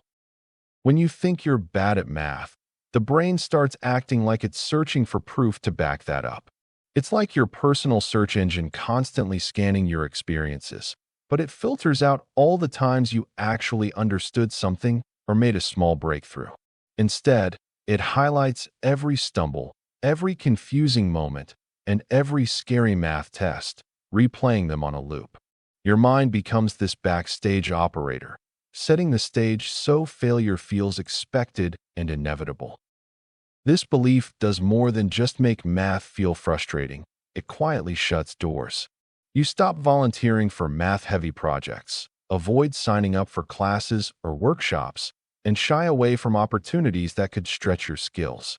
It's like you're on a moving walkway heading in one direction, and the more you believe, "I'm bad at math," the faster the walkway speeds up, carrying you further away from challenge and growth. Before long, you miss out on chances that could help prove this belief wrong. That persistent, "I'm not good at this" voice acts like cement, hardening your convictions so they're tough to break. Here's a thought. What if your bad at math belief isn't about math at all? It might be about fear of failure, fear of not fitting in, or worrying about looking silly. Maybe it's just a story picked up somewhere along the way, repeating itself like a glitch in your mental programming. Recognizing this is the first step. You can't change what you don't see, and once you spot those tinted glasses, you can start taking them off, or at the very least, clean the lenses a bit. Try this. Next time you catch yourself thinking, "I'm bad at math," pause and ask what evidence supports this thought, and what evidence contradicts it. What about that one time you solved a problem on your own? Or that moment you caught on to a tricky concept? Writing these down helps crack the concrete, loosening the grip of an old belief. It's not about faking confidence, but about noticing that your mind doesn't always tell the full story, just the most dramatic parts. Changing that mental script opens up space for new experiences, new learning, and maybe even a little curiosity along the way. Reflection: what lens is coloring your world today? Ever notice how some mornings you wake up feeling ready to conquer the day, and other days, it's like walking through molasses? More often than not, it's not just the weather or a bad night's sleep. It's the pair of glasses you're wearing, your beliefs and assumptions, that tint everything you see. These mental sunglasses form automatically. You put them on early, sometimes without realizing it, and they shape your entire view of the world. If you believe you're unlucky, every missed opportunity feels like proof. If you think you're the kind of person who always struggles, that's what you notice. Our minds tend to filter reality through these powerful, often invisible lenses, influencing how we interpret even the simplest things, like how a colleague complimenting you might be taken as genuine or just politeness, depending on your belief about that person. This filtering is so subtle that it often operates behind the scenes, steering our reactions and decisions without us ever questioning it. That's why understanding what lenses you're wearing is the first step to seeing the world more clearly, and maybe even changing what you see. Think of your beliefs as tinted glasses. Some are rose-colored, making everything seem optimistic. Others are dark, shading everything as hopeless or frustrating. These aren't just superficial preferences. They are deep-seated filters rooted in your experiences, childhood stories, societal messages, and repeated thoughts. For example, if you grew up believing that money is scarce, you might see abundance everywhere as a threat or a sign of something bad. If you've been told repeatedly that you're bad at public speaking, your mind might flash with fear whenever you face a microphone. These beliefs rapidly categorize incoming information, good or bad, safe or dangerous, and direct your attention there. Over time, your brain becomes trained to ignore what doesn't fit these lenses, like a search engine prioritizing certain results over others. Recognizing how beliefs act as shades that influence your perception helps you see that much of your reality isn't the full picture. It's the picture through your chosen or inherited glasses. If you want a clearer view, you'll need to identify what glasses you're currently wearing. Our daily choices, big and small, are shaped by the glasses we wear. From the way we interpret someone's words during a conversation to how we evaluate our own worth, these perceptions undulate beneath the surface. For instance, if your lens is colored by doubt, every compliment might get dismissed as polite small talk. If it's painted with confidence, you might see opportunities all around. Your beliefs act as a mental filter, influencing what you notice, what you ignore, and how you react. These perceptions then reinforce themselves. The more you believe something, the more evidence you find to support it. So, the key isn't just changing facts or circumstances. It's recognizing what glasses you're wearing, flipping them off, and trying on new ones that let you see the world differently. Sometimes, your beliefs even act like glue that keeps old ways of thinking stuck in place, cementing certain images of yourself or life as unchangeable, no matter what's happening around you. Waking up to this awareness is like opening a window, letting fresh air into a room filled with stale beliefs. Once you see how your glasses tint everything, the next step is deciding whether you want to keep those shades or try a new set. Suppose you want to figure out what shades are dominating your view today. Start by taking a moment, maybe with a journal or just your thoughts, and ask yourself what stories you keep telling yourself. Do you believe you're destined to struggle financially? Do you see yourself as someone who's never good at relationships? Or maybe you think you're just not suited for leadership. Once you spot these beliefs, check in with how they feel. Are they empowering or draining you? Write down a few of these core beliefs. Then look at each one critically. Are they facts or just stories you've accepted as true? Are they helping you grow or holding you back? This process is like peeling off a pair of dark glasses to see if the world looks brighter without them. It's okay if some beliefs feel like old friends. Just ask if they still serve you or if it's time to change the lens. This exercise isn't about judging yourself. It's about becoming curious. When you identify the beliefs that are coloring your current outlook, you give yourself the chance to choose which lenses to wear moving forward. Remember, you're not stuck with your glasses. You get to pick, clean, or even swap them out as needed. Try this whenever you notice yourself feeling stuck or overwhelmed. Pick a quiet moment, breathe, and ask, what am I believing right now about this situation? Then, explore whether that belief is fact or just a story your mind likes to tell. For example, if you're upset about a work mistake, your belief might be I'm terrible at my job. Challenge that. Is that really true? Or is it a worn-out lens that needs a cleaning? Maybe you did mess up, but that doesn't make you a failure, just a person who's learning. Recognizing your lenses is like cleaning stormy windows. You clear the view to see what's really there. When we stay unaware of our beliefs, we might blame outside circumstances for our feelings, but uncovering those underlying storylines can be freeing. The trick is to hold the beliefs lightly, like decorations, not fixtures, so you can adjust them as you grow. Give yourself permission to examine your glasses without shame and be open to trying new shades. After all, a change in perspective might just be the key to a happier outlook. Remember, the way you see the world isn't etched in stone. It's more like a set of filters you can tune or switch out. Half of the mystery of life is figuring out which lenses help you see clearly and which ones are just fogging the view. The real work is noticing your current glasses, questioning their origin, and then deciding whether you want to keep them or try on a new perspective. When you start to see that your beliefs are just glasses, not facts, suddenly you have the power to choose a different outlook. That simple shift can open up space for new stories, fresh energy, and a more open gaze. The best part? You don't have to toss out everything. You can just clean your glasses or get a new pair altogether. This way, you keep what works and ditch what no longer serves. Your perception is often just a choice. So next time things seem cloudy, ask yourself, which glasses am I wearing, and are they helping me see what's really there? Chapter 7. Convictions, the concrete of the mind.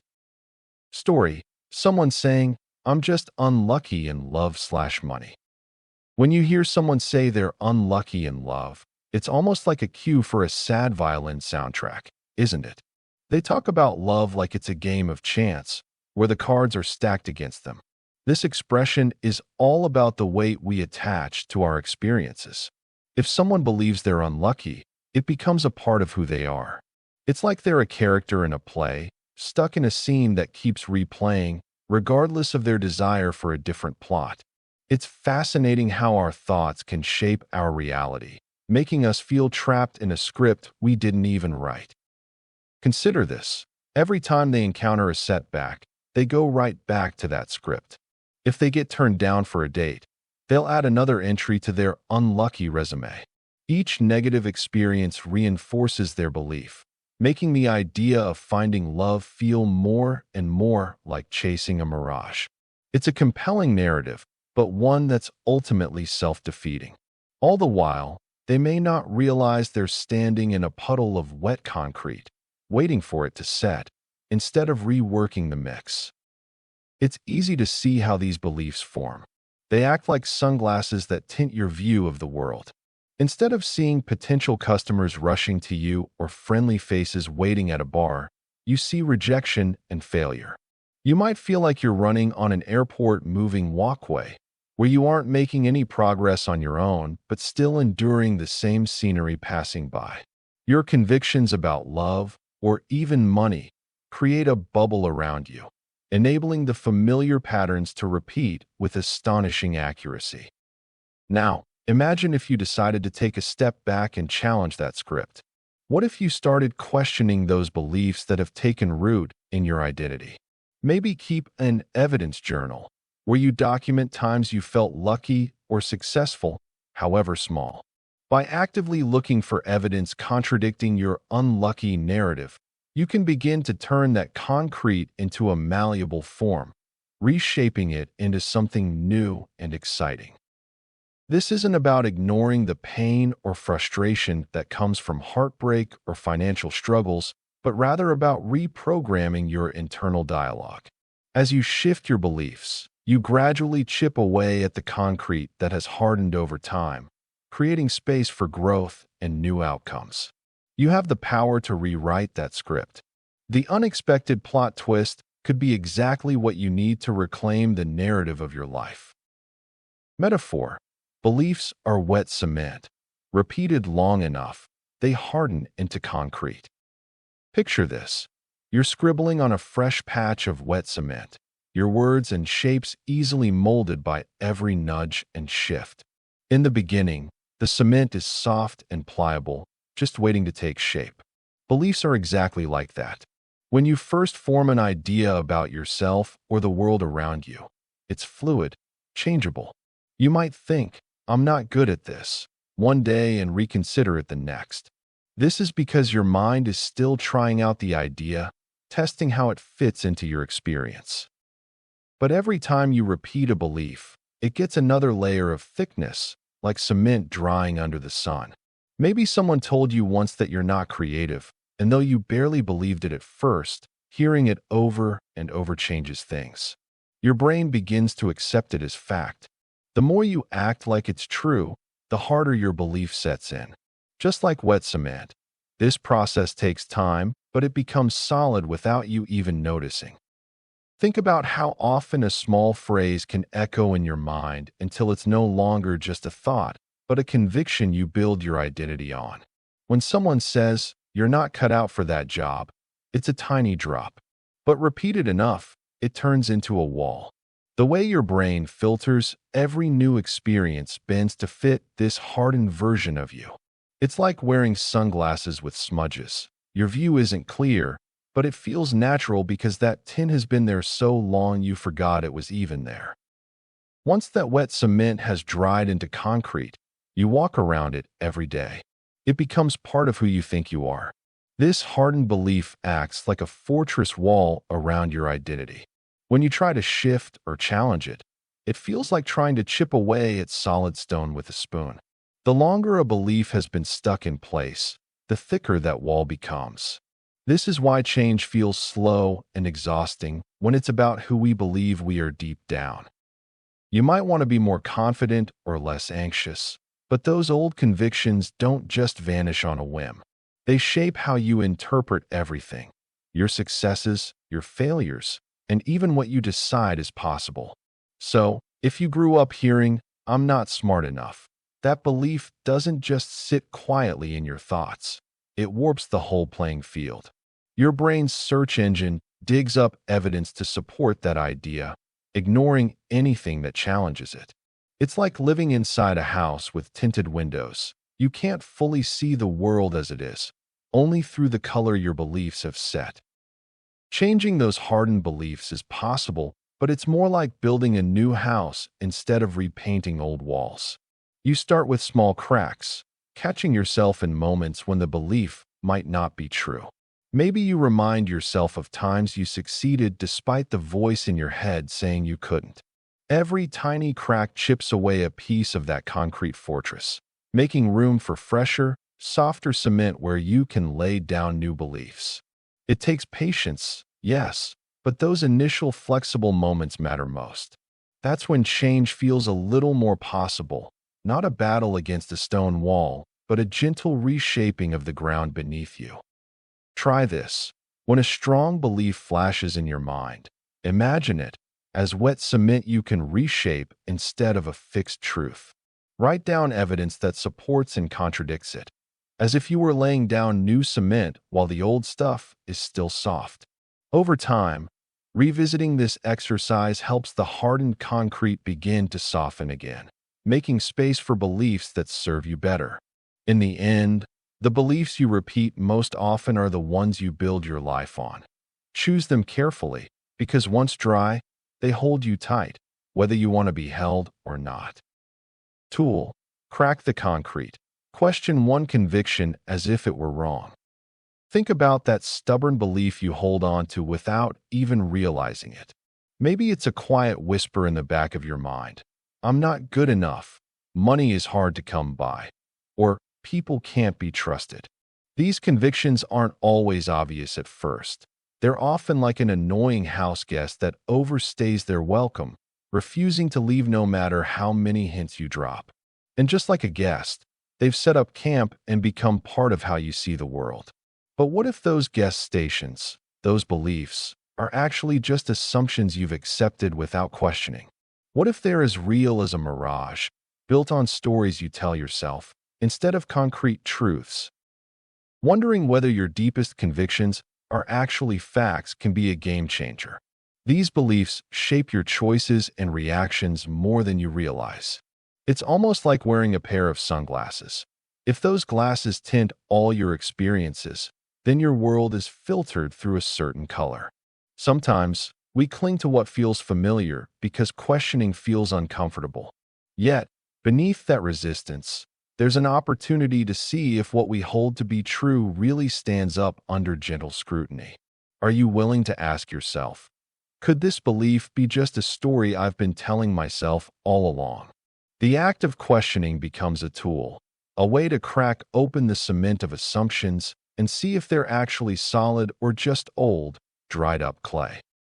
Using playful questions helps loosen the grip of these convictions. Because if beliefs are like wet cement, then gentle probing, like water, can soften them enough to reshape. Ask yourself, is this belief still useful? Does it serve me today? What if I viewed this situation from a different angle? Often, what we call truth is actually a habit of mind, a pattern that's been reinforced so many times it feels like steel. But steel can be heated and reshaped if we expose it to enough questioning heat. Think about a friendship or a project where things went wrong. Did the core belief about yourself change, or was it just a surface crack? Sometimes, ripping that crack open is all you need for a fresh start. These questions aren't about forcing your mind into a corner. They're about inviting curiosity into a space you've kept too neat and tidy. When we treat our convictions as if they're just assumptions, not the gospel, we give ourselves permission to reconsider. It's like peeling back layers of paint on an old piece of furniture. You might find the wood underneath is still good, ready for a fresh finish. The first step is recognizing that your beliefs are malleable clay instead of hardened cement. When you start to see them as something you can reshape, the entire landscape of your mind begins to shift. This is where real change begins, by questioning the houseguest of your convictions, not because you need to kick them out, but because you're curious if they're really the right fit anymore. Chapter 8. The Power of Choice. Story: choosing silence instead of snapping in an argument. There I was, standing in the kitchen, battling an impulse that wanted to break free. My partner and I were in the middle of what started as a simple disagreement about dinner plans. I wanted pasta. They were feeling tacos. But suddenly, this little spat inflated into a full-blown argument. The more we talked, the more defensive we both got, each trying to outsmart the other's points. My heart raced, and honestly, it felt like my brain was doing jumping jacks, yelling for me to just snap back with a witty comeback or a fierce defensive line. As my mind whirled, I could almost hear that familiar voice, the one that urges you to respond with fire. But here's the thing.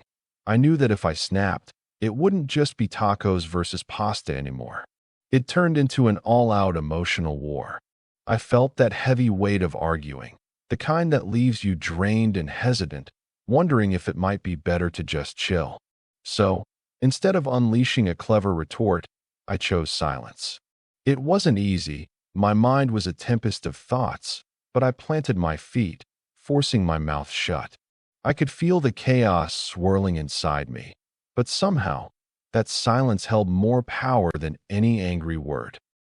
This moment struck me as a fascinating choice. Choosing silence wasn't just about keeping my cool. It was a stand against my automatic responses. Think about it.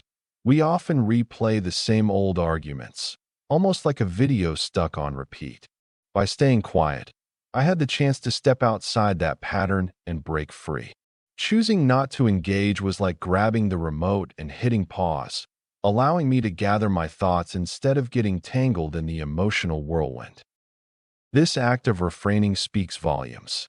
When emotions surge, we can feel like we're inside an algorithm, acting according to our preset patterns. But what if we rewrote that code? Choosing silence is like upgrading your system. You're not just reacting, you're deciding how to respond. That's transformative in itself. It can shift the atmosphere of the argument from combative to contemplative. Instead of pouring gasoline on the fire, we can water the seeds of understanding. In that pause, space is created for reflection and empathy, allowing us to control the narrative instead of letting our feelings run rampant. It helps to remind ourselves, the next time you're caught in a similar moment, consider taking a deep breath. Allow the silence to envelop you. Reflect on what's truly at stake rather than the immediate desire to prove a point. You might just find that choosing silence opens doors to healthier relationships and deeper connections. After all, real mastery comes not from defeating others, but from understanding and caring enough to pause and listen. Next time you're in that kitchen or another battleground, remember you have the power to change the script. Insight. Freedom begins with one conscious no. Picture this. You're standing at a figurative crossroads, maybe in your kitchen, phone in hand, scrolling through messages, and your mind feels like a tangled ball of yarn. Someone just asked you for a favor you don't want to do, or there's an event you don't feel like attending, but the thought of saying no feels like a mountain you can't climb. That moment when your instinct is to nod and say yes, even when your gut quietly screams otherwise. Does that sound familiar? It happens to everyone. That tiny hesitation, that split second before the words escape your lips, holds more power than you realize. Freedom doesn't always come in loud, dramatic gestures. Sometimes, it begins quietly with a single conscious no. We often think freedom is about saying yes to opportunities, new experiences, or grand adventures. But what if true freedom starts with knowing when to shut the door? When you say no deliberately, you're not just refusing something, you're setting a boundary. You're telling yourself that your time, energy, and peace of mind matter. That one no can feel like pulling the emergency brake on a runaway train. Suddenly, you're in the driver's seat instead of just watching the scenery rush by. There's a subtle rebellion in refusing. It's the moment you break free from automatic programming, the habits, expectations, and scripts that run like a moving walkway beneath your feet.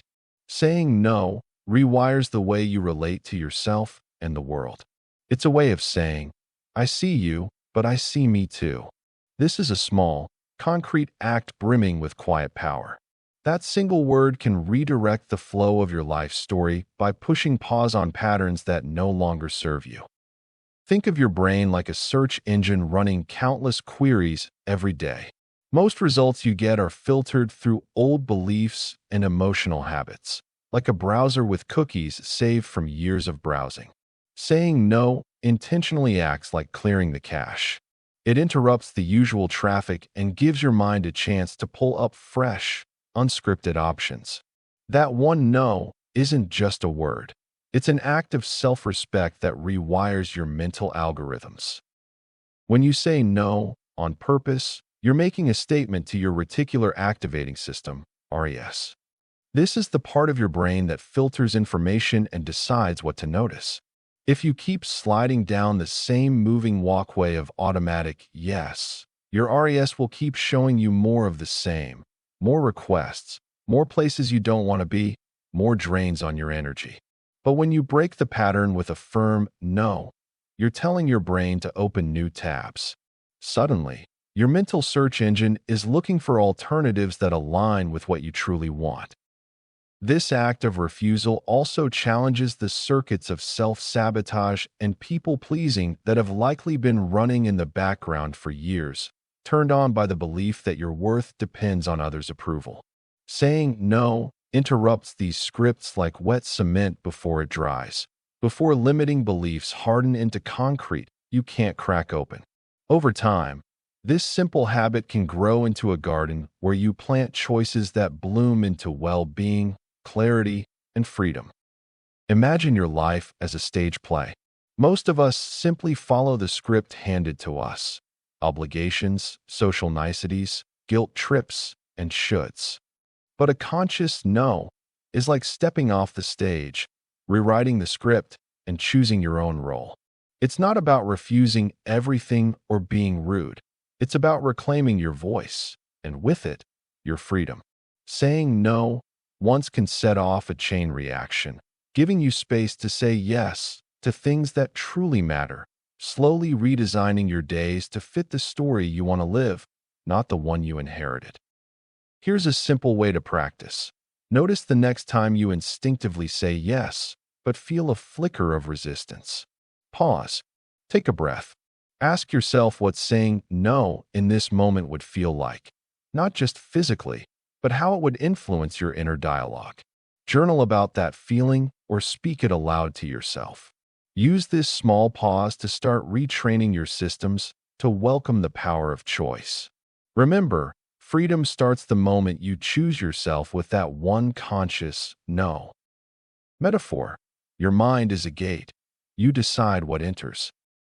Think about the last time you felt overwhelmed by a rush of negative thoughts, maybe about work, relationships, or self-doubt. It's as if your mind acts like a massive gate, swinging open and closed, letting certain things slip through while barring others. You might not realize it, but most of us walk around with this mental gate, controlling what influences us daily.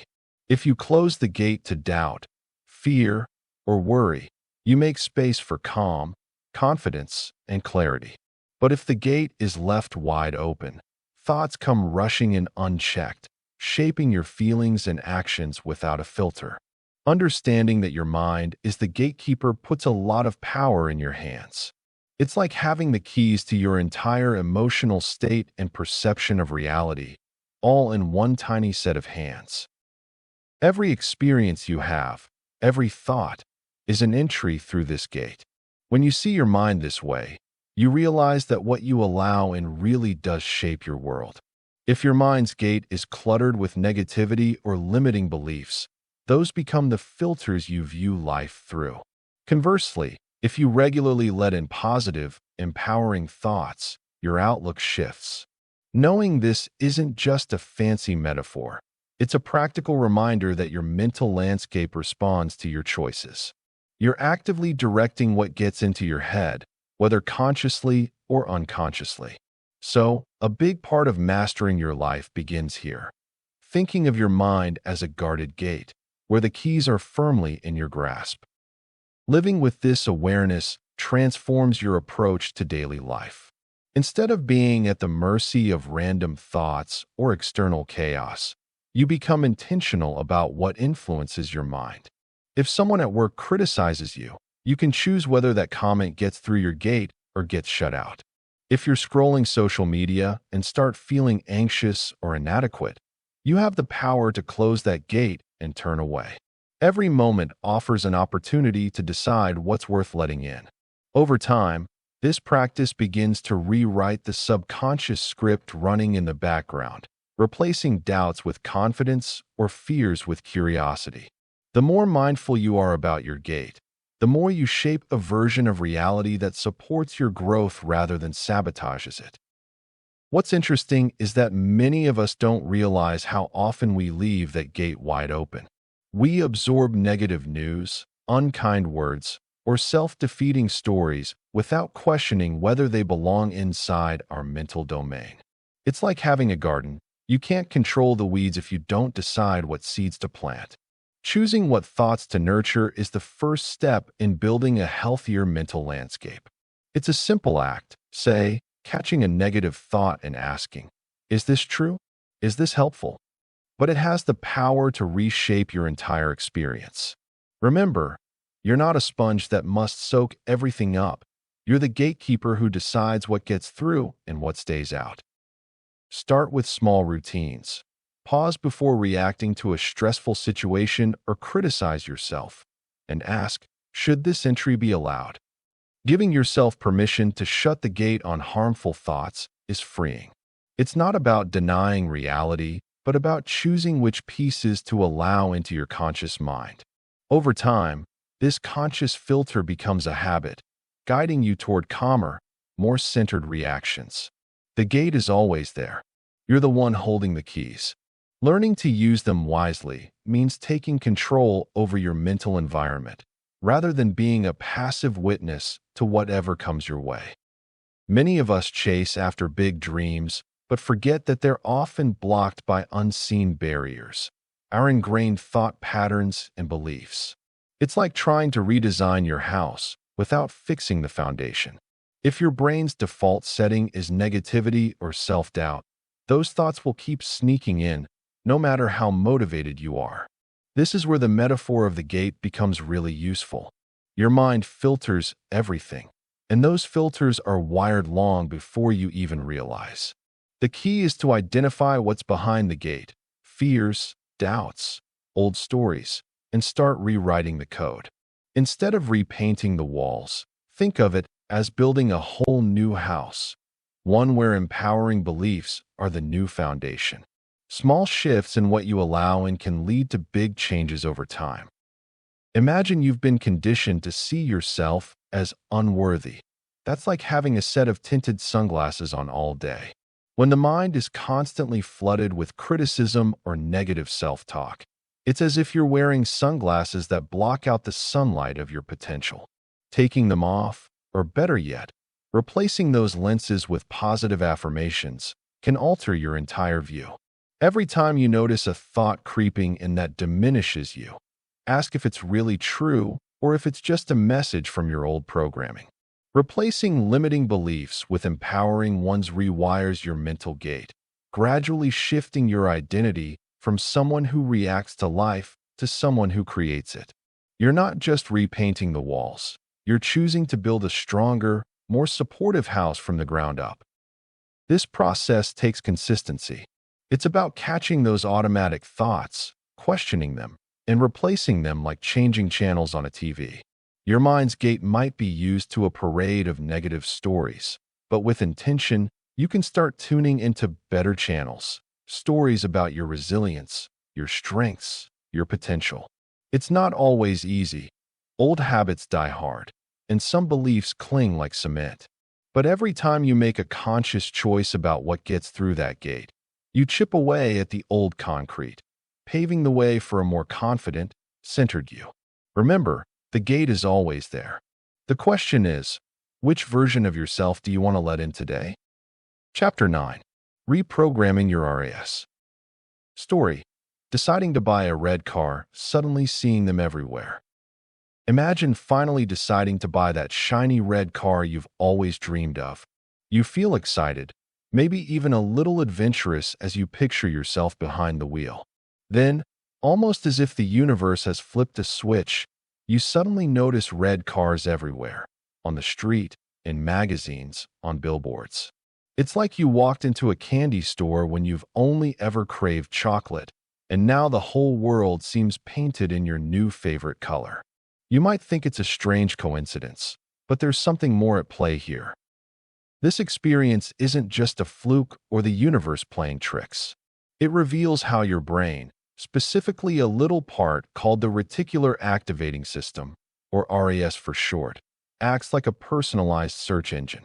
It highlights things that align with what's on your mind, often without you even realizing it. Think of it as a filter. When you focus on something, your brain adjusts and makes you more aware of it in your environment. So, whether it's red cars, new fashion trends, or even positive vibes, your RAS kicks into gear, ensuring you notice them more. Understanding this can be a game changer in how you approach life. When you elevate your thoughts to focus on what you genuinely want, be it happiness, success, or even simple joys, you start to see more opportunities that align with those desires. Just like putting on a pair of tinted sunglasses can change how you see the world, your beliefs affect your perception of reality. Cultivating a mindset that aligns with positivity and possibility acts as a powerful tool for transformation. You can actively engage with this concept by doing something simple. Keep an evidence journal. In this journal, jot down moments that affirm your beliefs and goals. Did you land a big project at work? Write it down. Did you enjoy a lovely day with friends? Note that, too. By collecting these little affirmations, you train your mind to seek out and appreciate the good things, just like your RAS zeroes in on those red cars. With consistent practice, you'll start to reprogram your focus. Metaphor, like tuning a radio station, static, or music, your choice.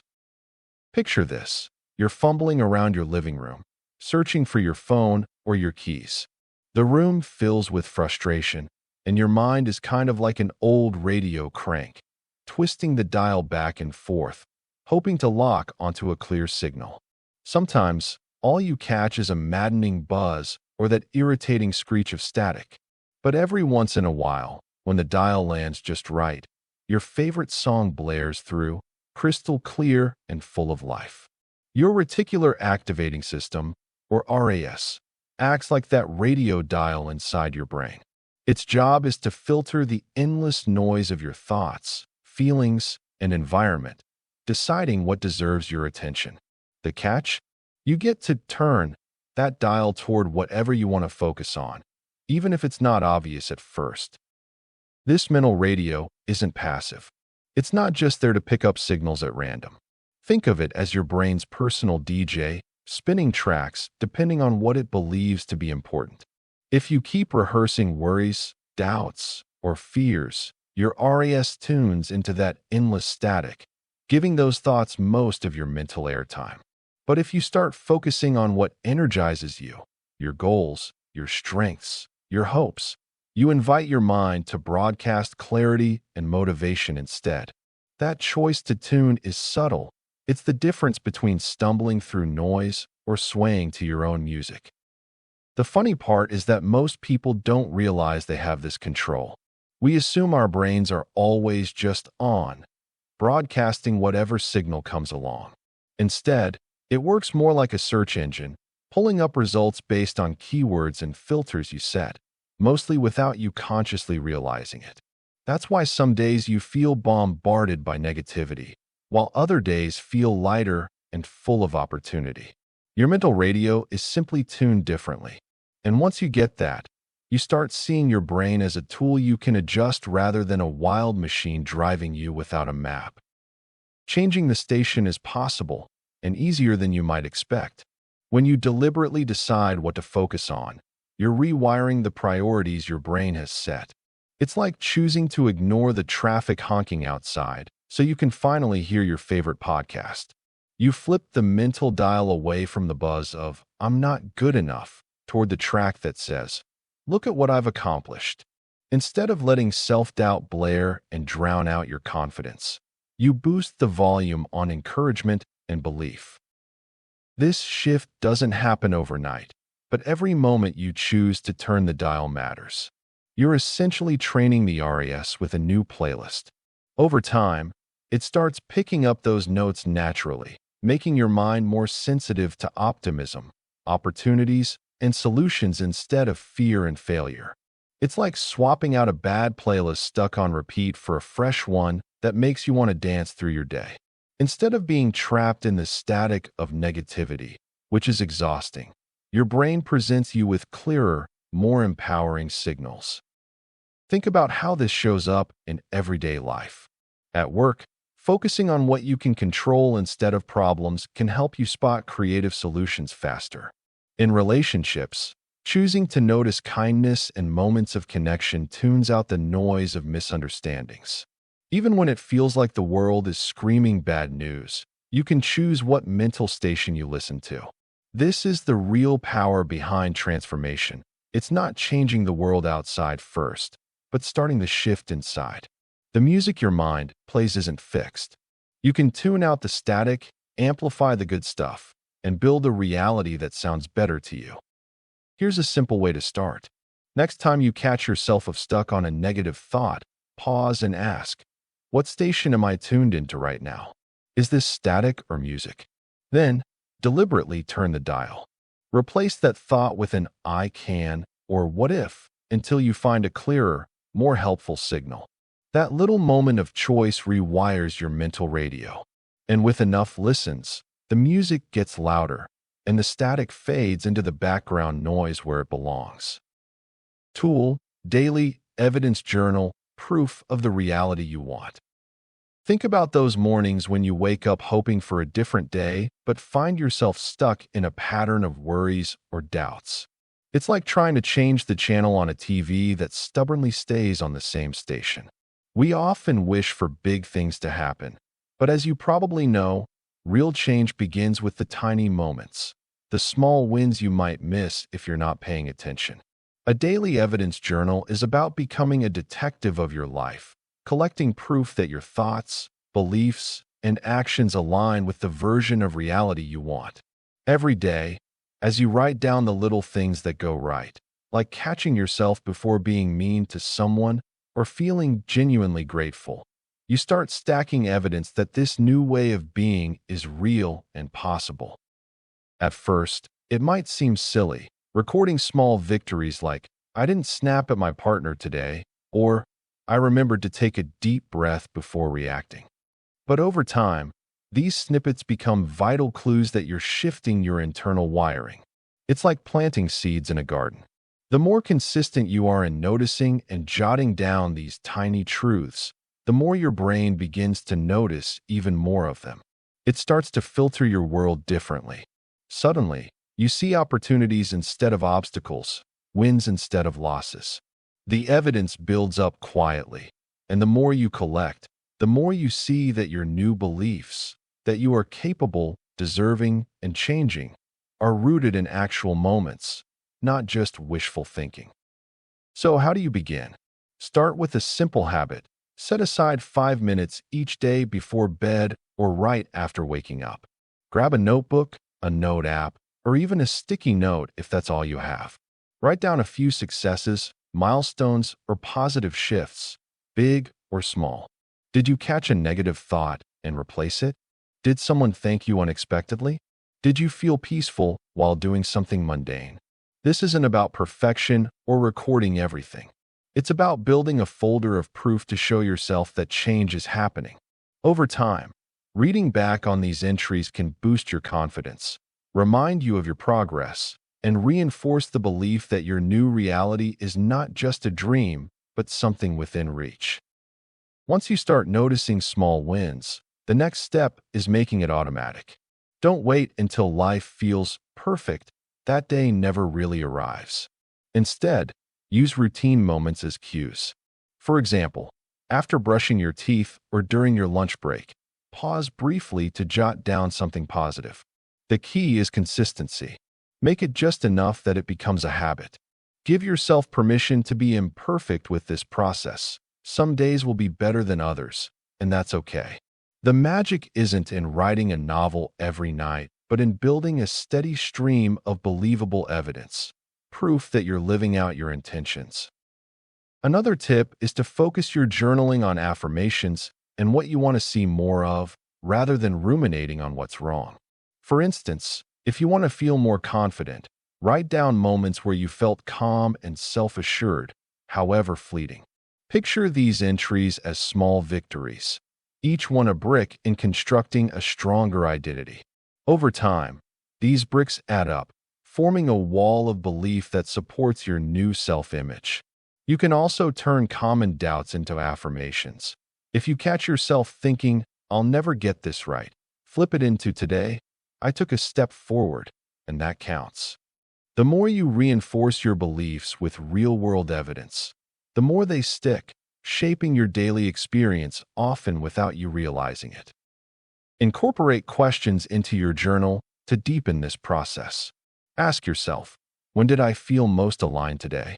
Or what's one small thing I did that supports my growth? Answering these transforms the act of journaling from mindless recording into a deliberate tool for rewiring your mindset. The goal isn't to become perfect. It's to notice enough positive threads woven into your days that they start to form a new fabric of reality. The best part? This habit can shift you from feeling powerless to being the creator of your own story, one tiny, consistent victory at a time.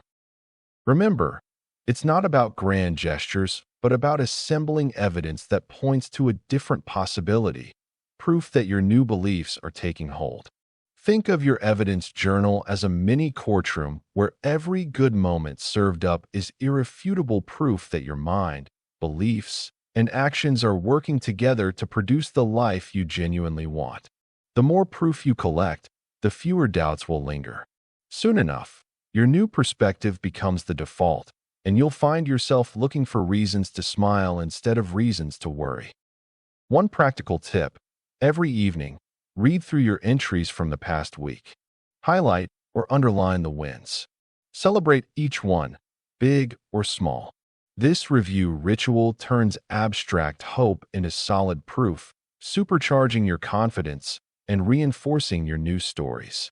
And as you keep doing this, be prepared for surprises, like realizing how many small shifts you might have overlooked before. Your mind is like a computer. What you feed it shapes what it delivers. Feeding it evidence of success, no matter how modest, rewires your entire internal system. In the end, your daily evidence journal doesn't have to be a long, drawn-out process. It just needs to be consistent enough to become a regular part of your life. This small act of noticing, recording, and reflecting becomes a powerful tool for convincing your brain that change is not only possible, but already happening. Like stacking stones in a garden. Each one might seem insignificant alone, but together, they create a path forward. When your brain sees enough proof, the new reality becomes harder to ignore. Chapter 10. From Scarcity to Abundance. Story: two people in the same city. One sees threats, the other sees opportunities. Laura and Jake lived in the same city and even worked in similar jobs. Yet, they saw their surroundings in completely different ways. One rainy Monday morning, as they both waited at a bus stop, Laura complained about the dreary weather, saying it would ruin her day. She had been applying for a promotion and feared that the rain would keep her boss from noticing her. Everywhere she looked, she saw threats, traffic jams, delayed trains, office politics. Life felt like a series of obstacles, and she was just trying to dodge them. Meanwhile, Jake stood beside her, gazing at the puddles forming on the ground. He exclaimed how beautiful the droplets fell and how they reminded him of the fresh start every rain could bring. He believed opportunities were everywhere if you just looked at things from a different angle. Instead of worrying about his job, he was mulling over a new idea for a side project he'd been mulling over, one that could turn into something exciting. This moment at the bus stop was a snapshot of how mindset can significantly shape reality. The concept of scarcity versus abundance affects everything, from personal choices to professional growth. When we approach life with a scarcity mindset, we become like closed books. Nothing new can come in. Our fears hijack our thoughts, making us overly cautious and defensive. Jake, on the other hand, had an abundance mindset. It acted like a pair of sunglasses that tinted everything positively. Where Laura saw limitations, Jake recognized possibilities. When you look for opportunities, your brain actively finds them, like a search engine that highlights the best results based on your past searches. Transforming our perspective isn't easy, but small shifts can make a significant difference. Consider keeping an opportunity journal. Every night, write down 3 things that went well during the day, no matter how small. This practice can help retrain your mind to see the good in life. Gradually, you'll begin to filter out negativity and enhance your awareness of possibilities. Remember, life can sometimes feel overwhelming, like carrying a heavy backpack filled with worries. But reshaping your thought patterns can help you lighten that load, making room for growth instead. When you embrace a mindset of abundance, you'll be surprised by how many doors open in the most unexpected ways. It takes practice, but it's worth the effort. Metaphor: looking through a peephole versus opening the whole door. There's something oddly comforting about looking through a peephole. It's small, controlled, and familiar. You get just enough to feel like you understand what's out there, even if all you're really seeing is a narrow sliver, a fragment of an entire room. Maybe you've found yourself scrolling through social media, catching fragments of other people's lives, or overhearing a conversation and assuming you get the whole story. It's like that moment when your keys vanish and you only look in one corner over and over, convinced that's the only place they could be. You keep narrowing your focus, but the more you stare, the more you feel confused or stuck. The mind works the same way when you latch onto tiny pieces of information or feelings and treat them like the whole truth. If you're feeling stuck, maybe it's because you've been peeking through the peephole of your experience, mistaking fragments for the full picture. You're convinced that life, or success, happiness, love, must look a certain way because that's what you can see. But that peephole, it's a narrow slit in a potentially huge door, a tiny view from a vast hallway. The problem is not the limits of life. It's the limits of your perspective. Sometimes it's almost funny how we let that peephole become our world. You might catch yourself saying things like, "I'm just stuck with this job," or "I'm not good with people," basing that on a few awkward moments rather than the full range of your abilities or possibilities. That's like judging a whole garden by the single weed right in front of you. Your brain's natural habit is to focus sharply, filtering out the noise to keep things manageable. But when it becomes a habit to only see through that tiny opening, you miss everything else waiting beyond. Opening the door means letting go of the narrow view, cracking it wide open to see the whole room, the hallway, even the house beyond. It's stepping away from scarcity, the feeling there's not enough time, not enough talent, not enough luck, and moving into abundance, the idea that possibilities are unfolding everywhere around you. When you swing that door open, you invite new ideas, new people, and different perspectives that can radically change how you feel and what you can do. Think of abundance like a buffet instead of a single sandwich. When you peek through the peephole, it's like grabbing whatever's right in front of you, convinced it's the only option. But open the door, and you realize there's a whole spread waiting. Choices you never imagined, options beyond what you thought was possible. This is where mindset shifts begin, where you stop seeing barriers and start spotting pathways. It isn't about having everything handed to you on a silver platter. It's recognizing that the door to many paths stands open, waiting for you to walk through it. Making that choice can feel scary. Opening a door means accepting uncertainty and risk, but it also means freedom. Maybe you've stayed behind the peephole because it feels safe. You can control what you see, and you avoid the messiness of the wider world. But stepping out is how growth happens. A writer once compared it to a search engine. Your mind only shows results for what you type in. Shine a little light beyond your usual queries, and suddenly the entire internet of possibilities appears. Growth comes when you switch from "can I" to "what if I did," and actually open that door, letting the light flood in. Here's a practical thing to try. Next time you catch yourself stuck in a small view, pause and ask, what's outside this peephole? Imagine opening the door just a crack, then a little more. Write down 3 things you might be missing by only focusing on one small part of the picture. It could be as simple as a new hobby, a different viewpoint from a friend, or a fresh way to solve a problem at work. This small exercise switches your brain from scanning through a slit to scanning the whole room, and that can change the way you move through life. Exercise. End your day listing 3 abundance sightings. Many nights you might find yourself lying in bed, mind spinning over unfinished tasks, worries about tomorrow, or just the noise of the day. It's easy to forget the tiny things that brought a moment of warmth or a hint of joy. But what if, instead of letting fatigue drown out the good, you made it a habit to pause and look for positive moments before drifting off? Think of it like walking through your day with a small treasure map, marking little successes or unexpected blessings along the way. These sightings might be a smile from a stranger, a burst of sunshine on a gloomy day, or even a moment of laughter at your own mistake. Recognizing these small wins helps tilt your perception from scarcity to abundance, making your brain see more reasons to feel grateful and hopeful.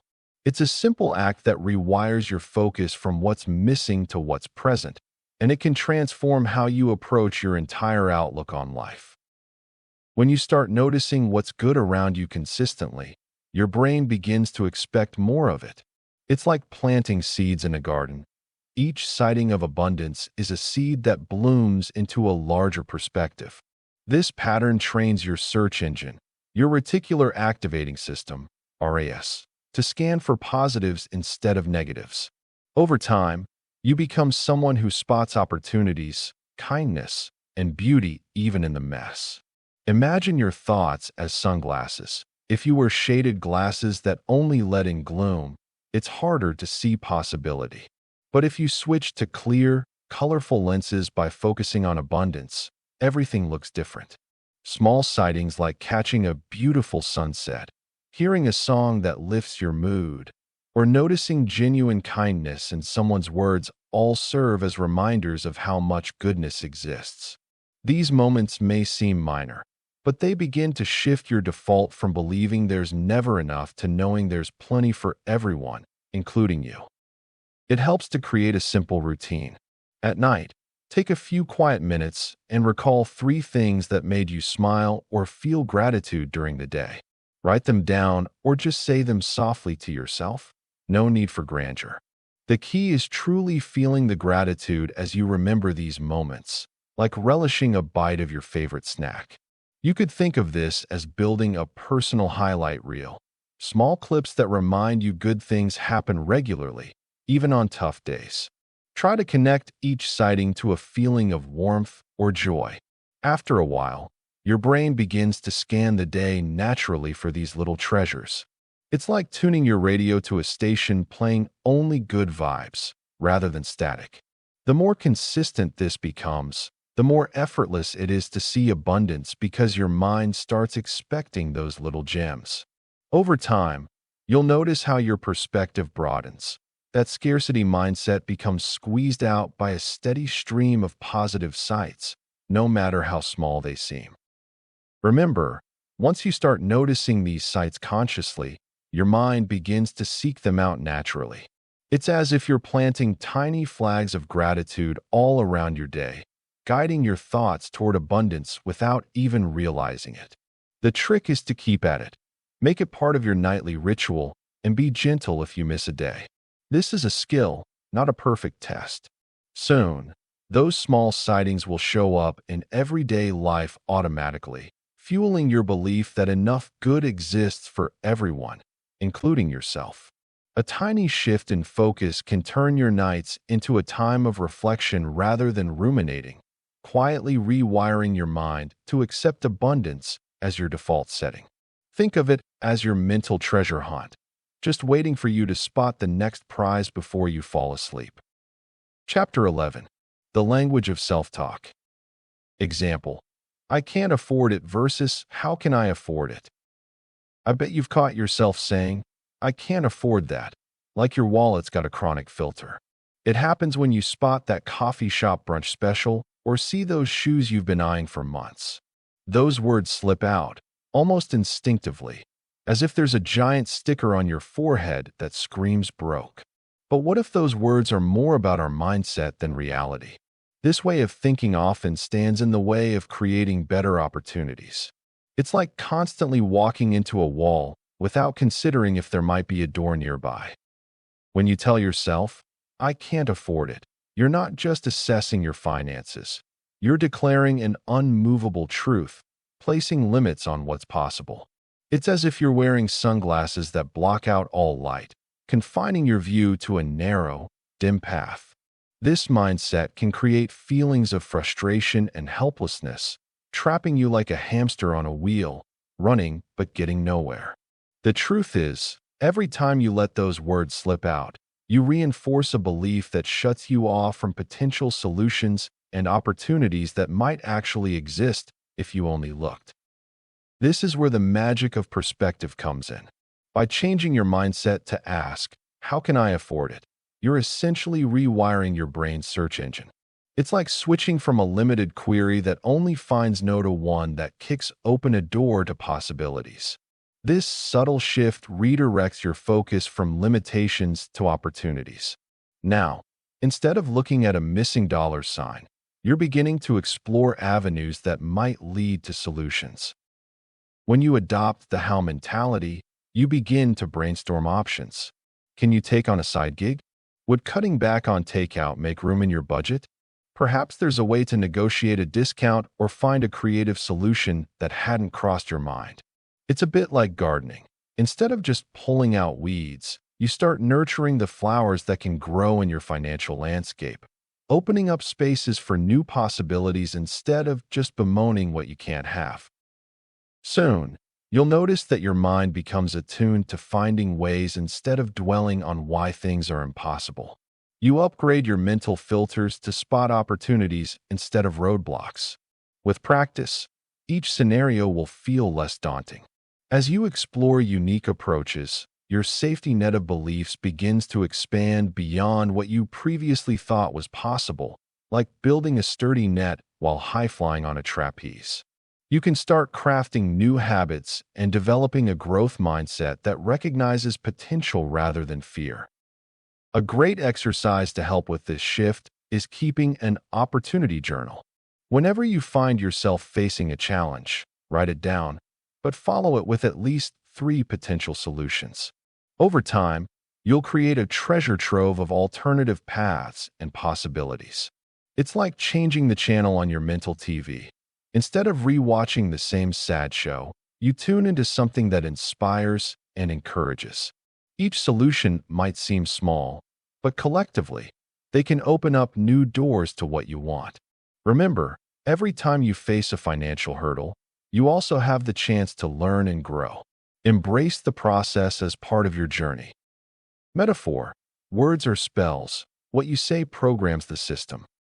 Have you ever noticed how one single sentence, spoken to yourself or heard from someone else, can change the entire shape of your day?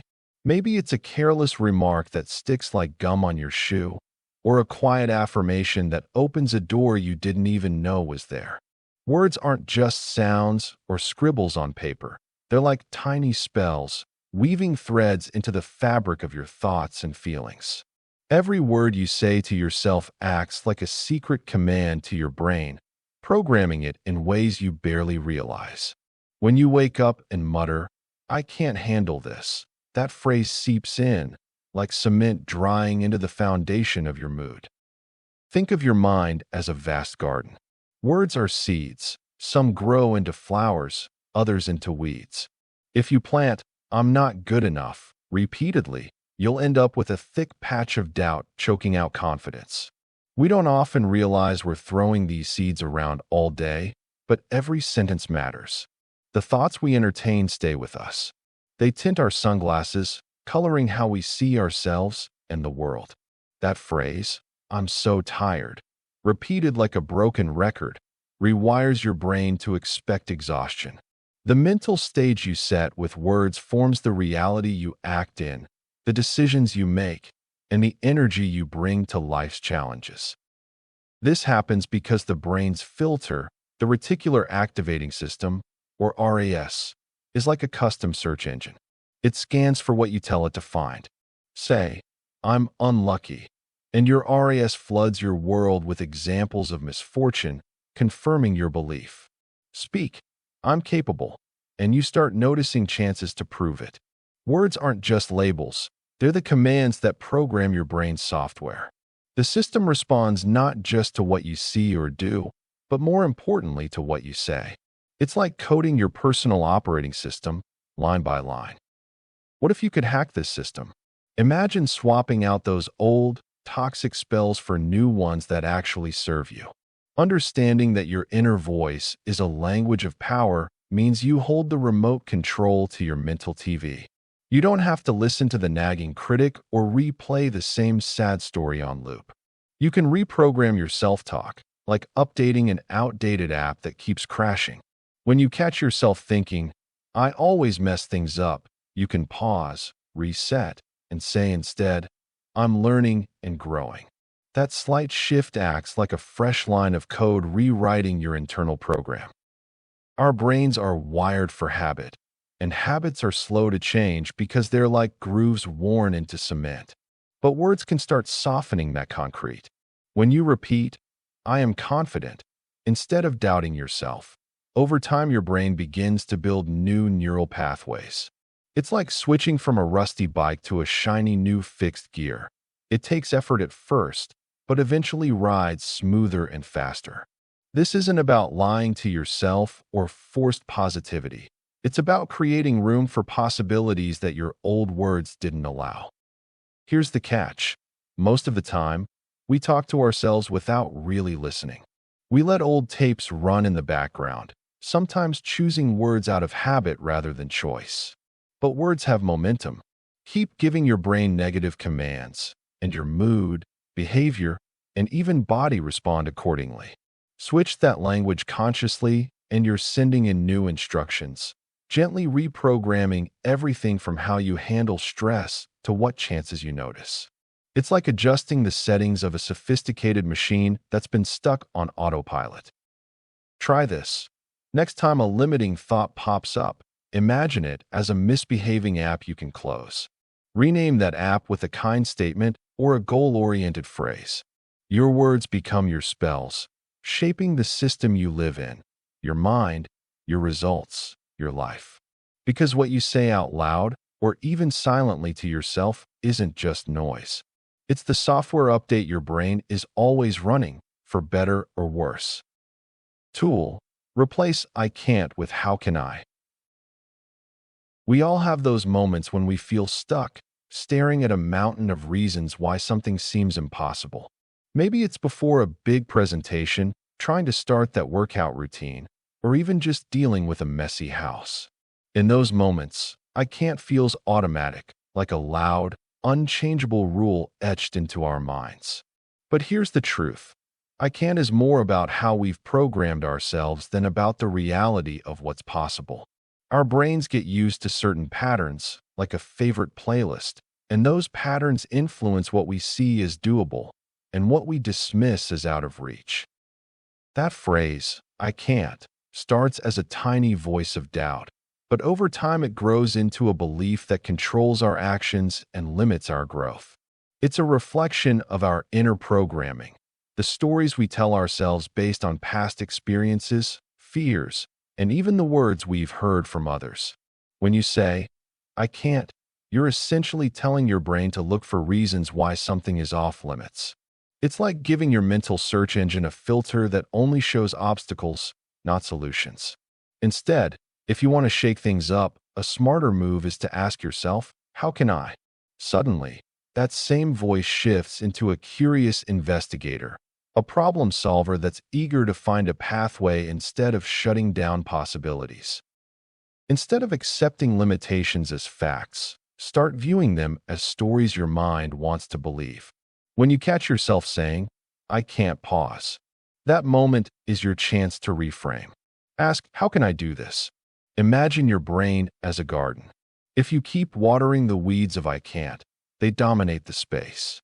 But if you plant new seeds, questions, and ideas, you'll start cultivating a more fertile ground for growth. With each "how can I" question, you're watering possibilities, clearing the weeds of doubt, and gradually transforming your mental landscape into a place where anything feels possible. Think of your mind as a search engine. It runs on keywords you feed it. When you type "I can't," that's like searching for reasons why something is impossible. But switch that query to "how can I?" and your brain begins filtering for actions, options, ways forward. It's not magic. It's just a simple change in focus. This tiny shift can lead you to uncover resources, skills, or connections you never noticed before. Often, the only thing standing between you and your goal is the question you choose to ask. So, next time you feel the urge to say, "I can't," try a different search. "How can I?" It might just lead you to your next breakthrough. And here's a little secret. The process starts with awareness. Recognize when your inner dialogue defaults to "I can't," and challenge that. Make it your habit to ask instead, "What's one small step I can take today?" It's not about solving everything in one go, but about opening a door rather than slamming it shut. Over time, this little habit rewires your thinking, making "how can I" your new go-to question. Before long, that tiny change will chip away at the belief that limits you and replace it with a mindset eager for growth. Remember, the only real barrier is the one your mind builds, and you hold the key to dismantling it, one question at a time. Chapter 12. Guarding the Gates. Story: Cutting Toxic News for a Week Clarity Returns. Imagine waking up one day, bleary-eyed, realizing the latest headlines have become the soundtrack of your life.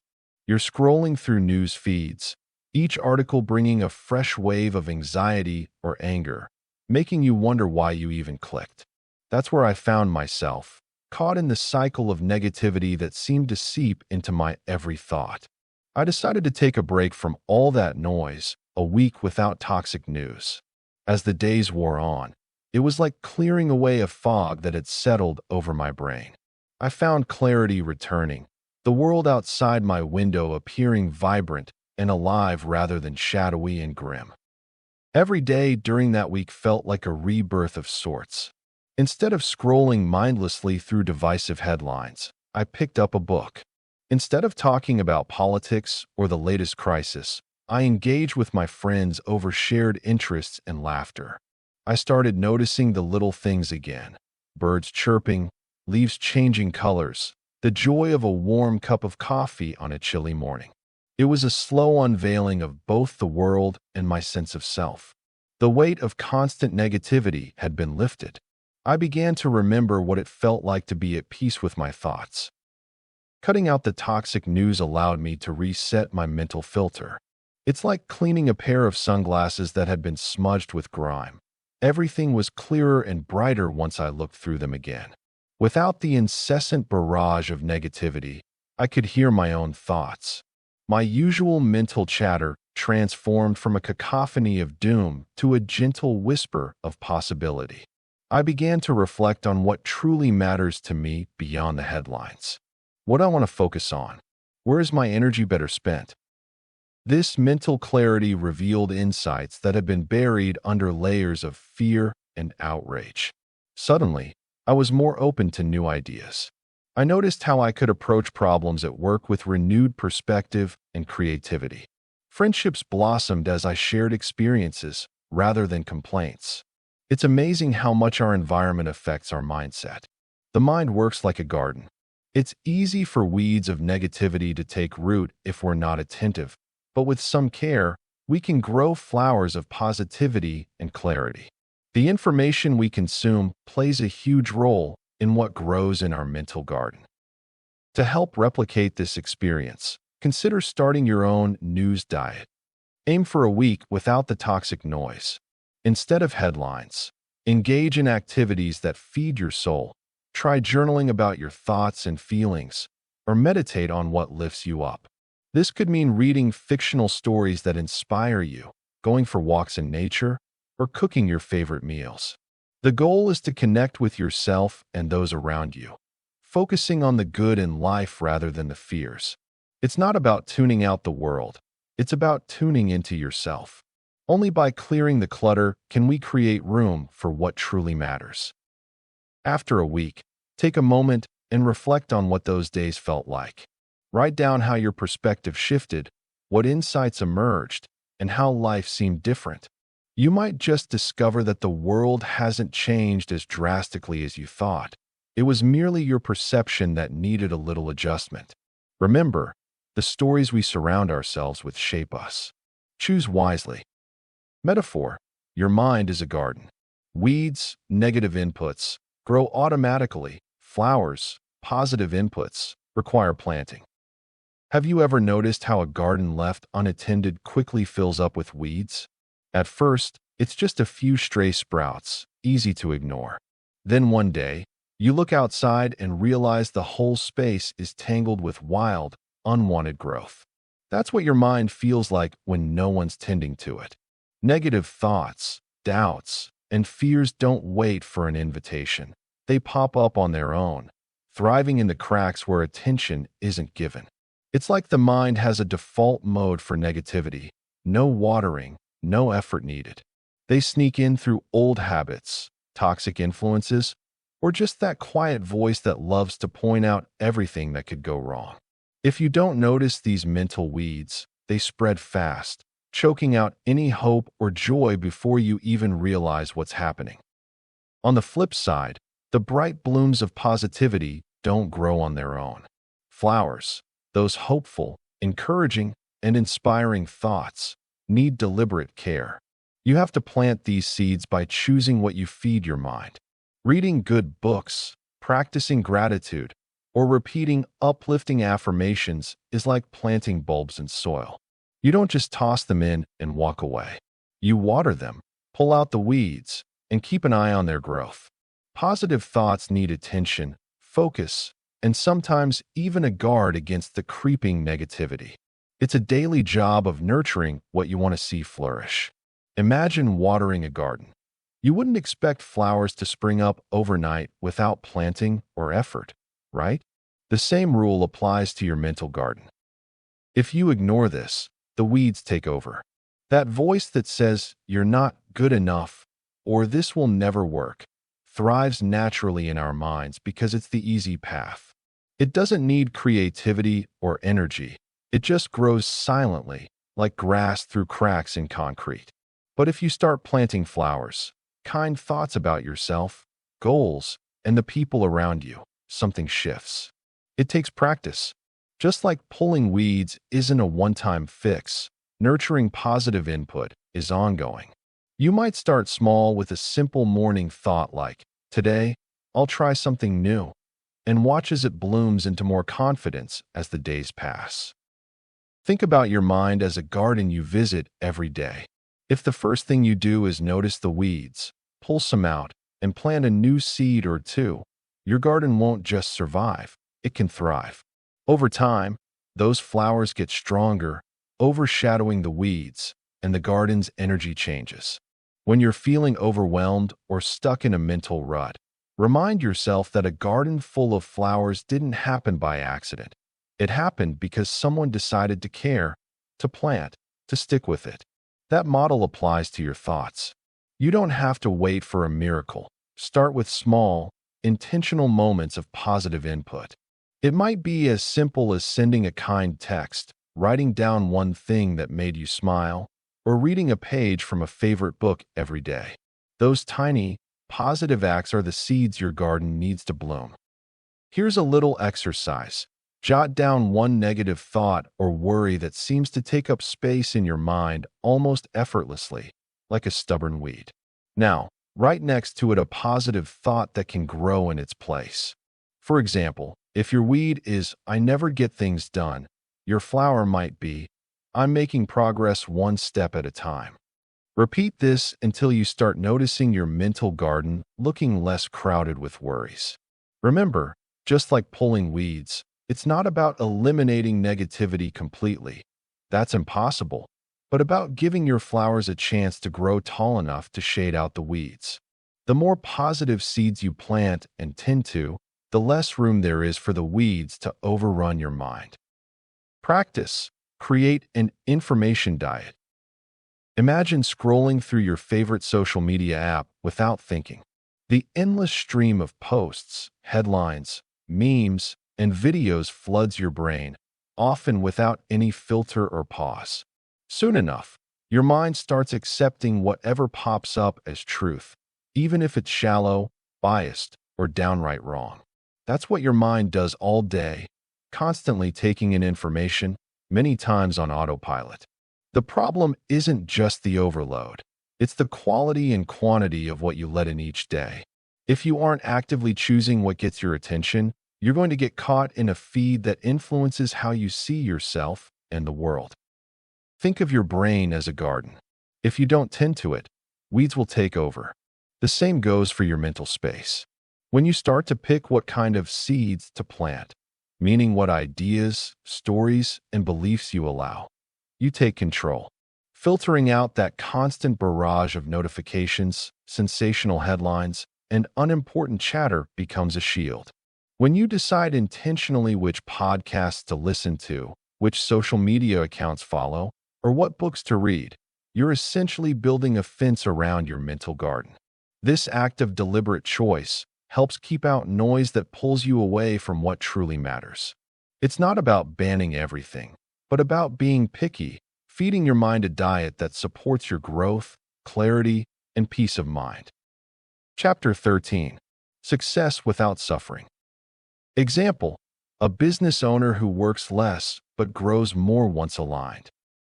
A business owner is sitting at their desk, hunched over paperwork, feeling the weight of the world crushing down. They wonder why success feels like it's just out of reach, no matter how many late nights they put in.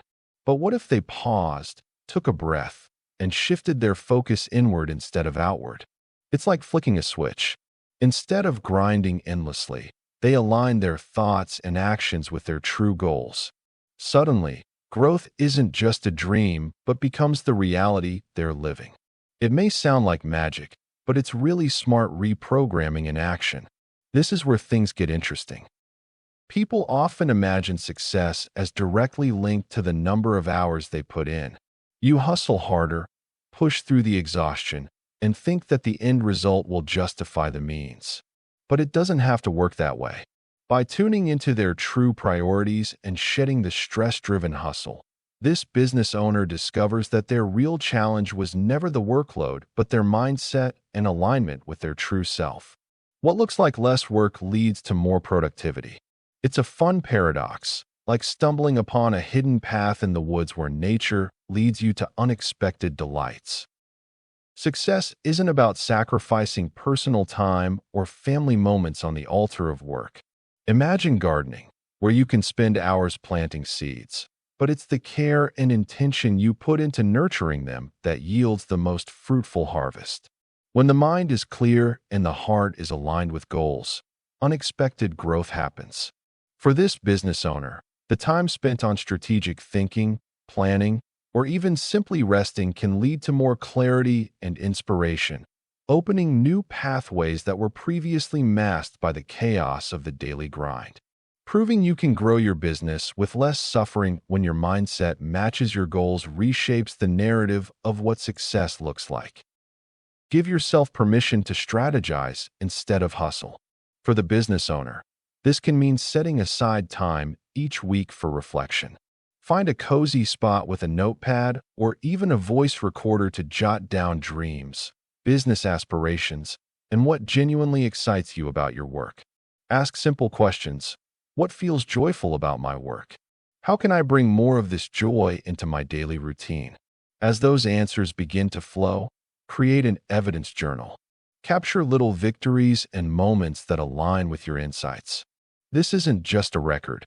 It's a reminder that productivity can feel good. And here's a witty nugget to ponder.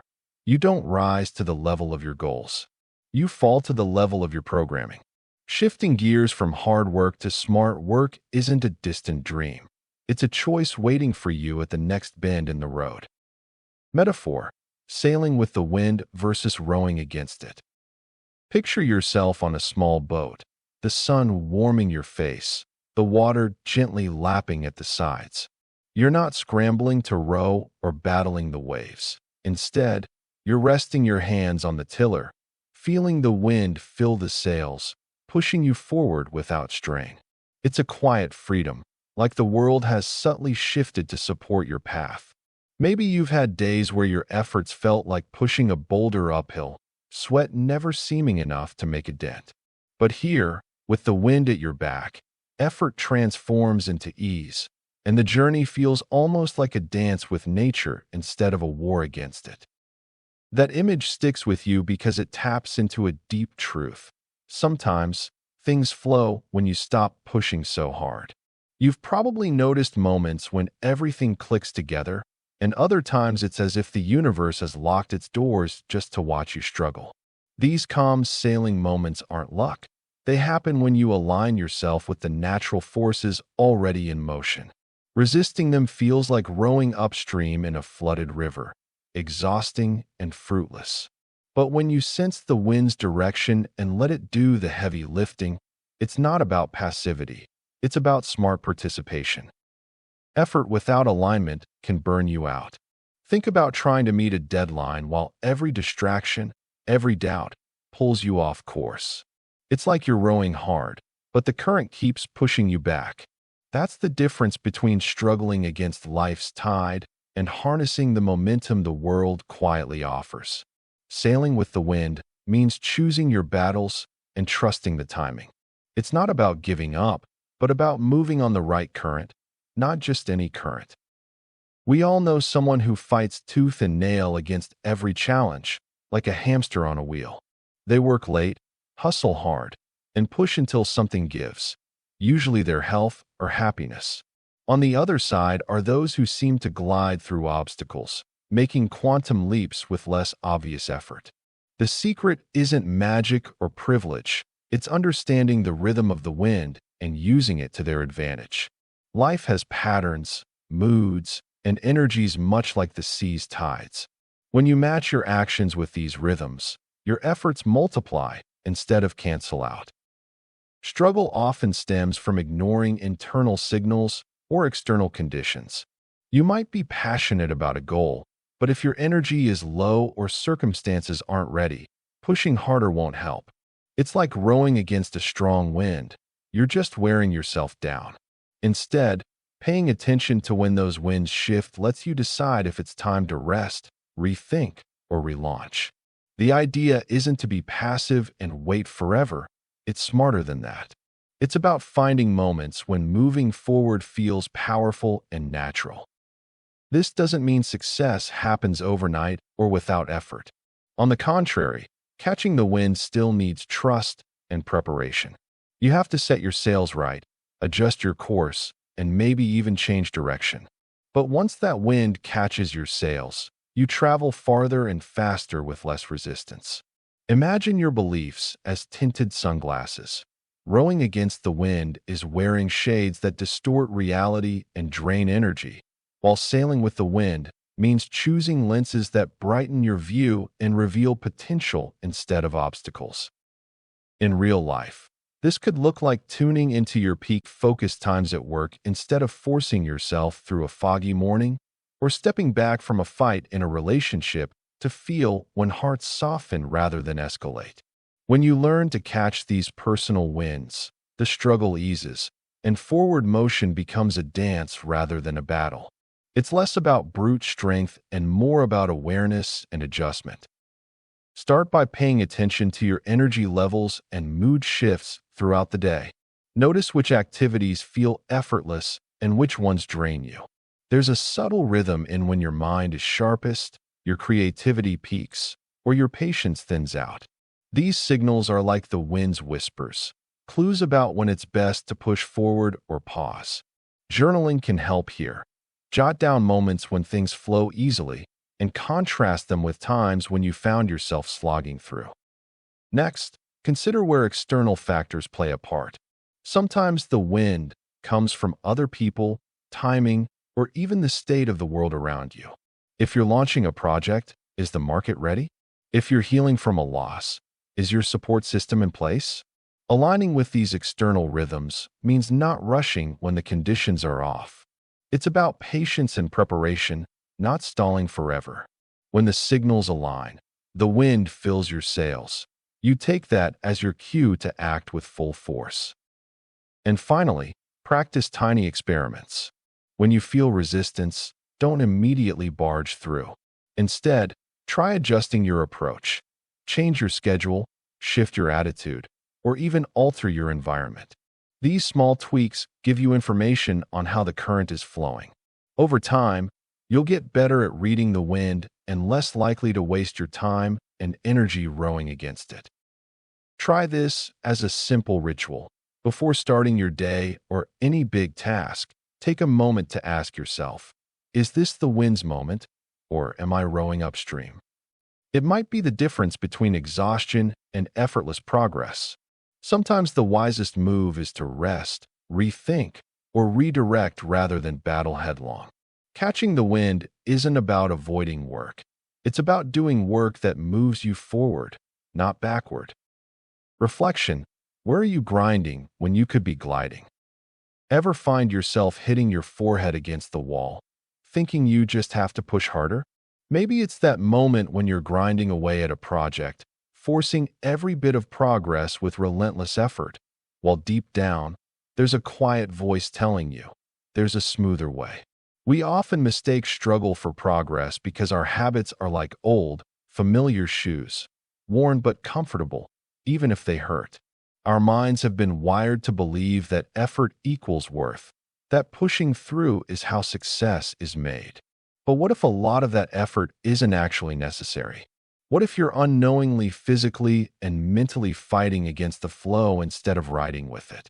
Recognizing those moments, when your muscles tighten, your jaw clenches, or your frustration bubbles, is like spotting the cement hardening into your own habits. It's a sign you're working against the grain rather than with it. Once you see these signs clearly, you might realize how often we choose struggle because that's what's familiar, not necessarily what's effective. Our habits, beliefs, and even our subconscious scripts can turn simple tasks into battles bottled in cement, making us work twice as hard for half the results. Our ingrained habits tend to keep us on a treadmill, pushing us to fight the current instead of learning how to move with it. We get caught in routines that feel productive but keep us stuck. It's like running on a treadmill that's set too high. You're exhausting yourself, yet not really going anywhere.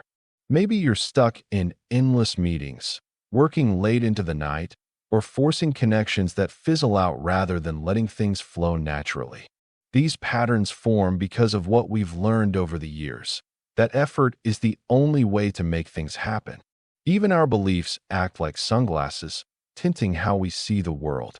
If your worldview is heavy with the idea that life's a struggle, then that's what you'll see and what you'll subconsciously choose.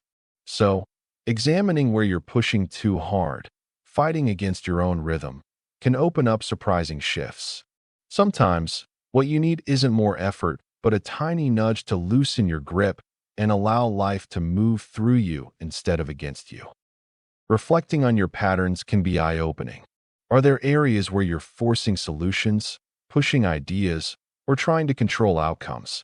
Maybe you're grinding in your career, trying to make things happen in ways that drain your energy, instead of trusting your natural talents or timing. Perhaps in relationships, you're clinging too tightly, trying to fix things instead of easing into the flow of connection. When your hands tighten around the wheel, you resist the bumps and turns. Instead of relaxing, you end up fighting the very roads that could lead you forward more smoothly. Recognizing these moments isn't about shame, it's about awareness. Once you see where you're forcing rather than following, you get a choice: continue to grind or learn to glide. The key is in noticing the signs early, like feeling tense or impatient, and asking yourself, could I do this differently? Sometimes, dropping the struggle just a little, lightening your load, or relaxing your grip can turn a mountain into a gentle hill. It's less about working harder and more about working smarter, with grace rather than grind. Chapter 14. Becoming the Identity. Story: a smoker who doesn't try to quit, but becomes a non-smoker. Imagine a guy named Mark. He has been smoking for over a decade, caught in that persistent cycle of trying to quit. He sets a New Year's resolution every January, convinced this will be the year. He buys patches, chews gum, and even takes a deep dive into those online communities filled with quit smoking enthusiasm. Yet somehow, each time, he finds himself with a cigarette in hand, convinced it's just one more time. The struggle becomes so familiar, it's almost like an old friend. Mark feels stuck, and he can't escape the endless loop of intention without action. The difference between Mark's trying and being is a profound one. He's positing that he's battling a beast he can't conquer. He thinks it's willpower that will save him, that he needs more strength on those difficult days. But what's really missing is a shift in identity. When he sits back and imagines himself not just trying to quit, but genuinely living as a non-smoker, his approach begins to change. He feels the weight of his former identity lifting, and it's like stepping out of a well-worn pair of shoes.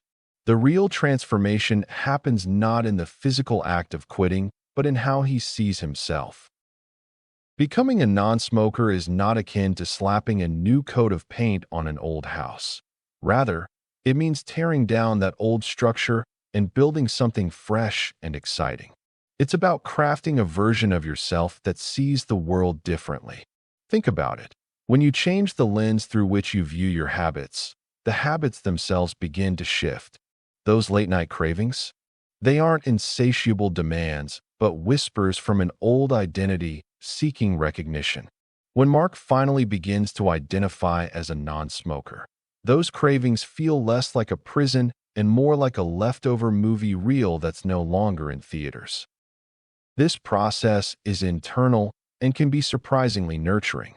Picture planting seeds in a garden. Initially, it might seem daunting, but with care and attention, you can grow flourishing blooms. Maybe start by swapping out the smoking breaks with walks, coffee dates, or engaging conversations. This act of reinvention is less about sheer will and more about giving yourself permission to indulge in new experiences that reflect your evolving identity. Each day is a fresh canvas, and Mark learns that painting a life of freedom from smoking can become an art form he embraces. Consider using affirmations to anchor this new identity. Simple statements like, "I am a non-smoker," can serve as a gentle reminder each time old habits whisper in your ear. This isn't just about quitting something. It's about celebrating what you are becoming. Think of it like crafting a new playlist. Each song represents a new facet of you that emerges without cigarettes in the scene. Keep curating, adjust the volume as needed, and enjoy the music of your new life. Metaphor: you don't just paint over old walls, you build a new house. You've probably tried changing something about yourself before, maybe a habit, a mindset, or even a relationship pattern. And chances are, it felt like slapping a fresh coat of paint on a wall that was cracked and faded long before you showed up. It looks better for a while, but soon enough, those cracks start peeking through again.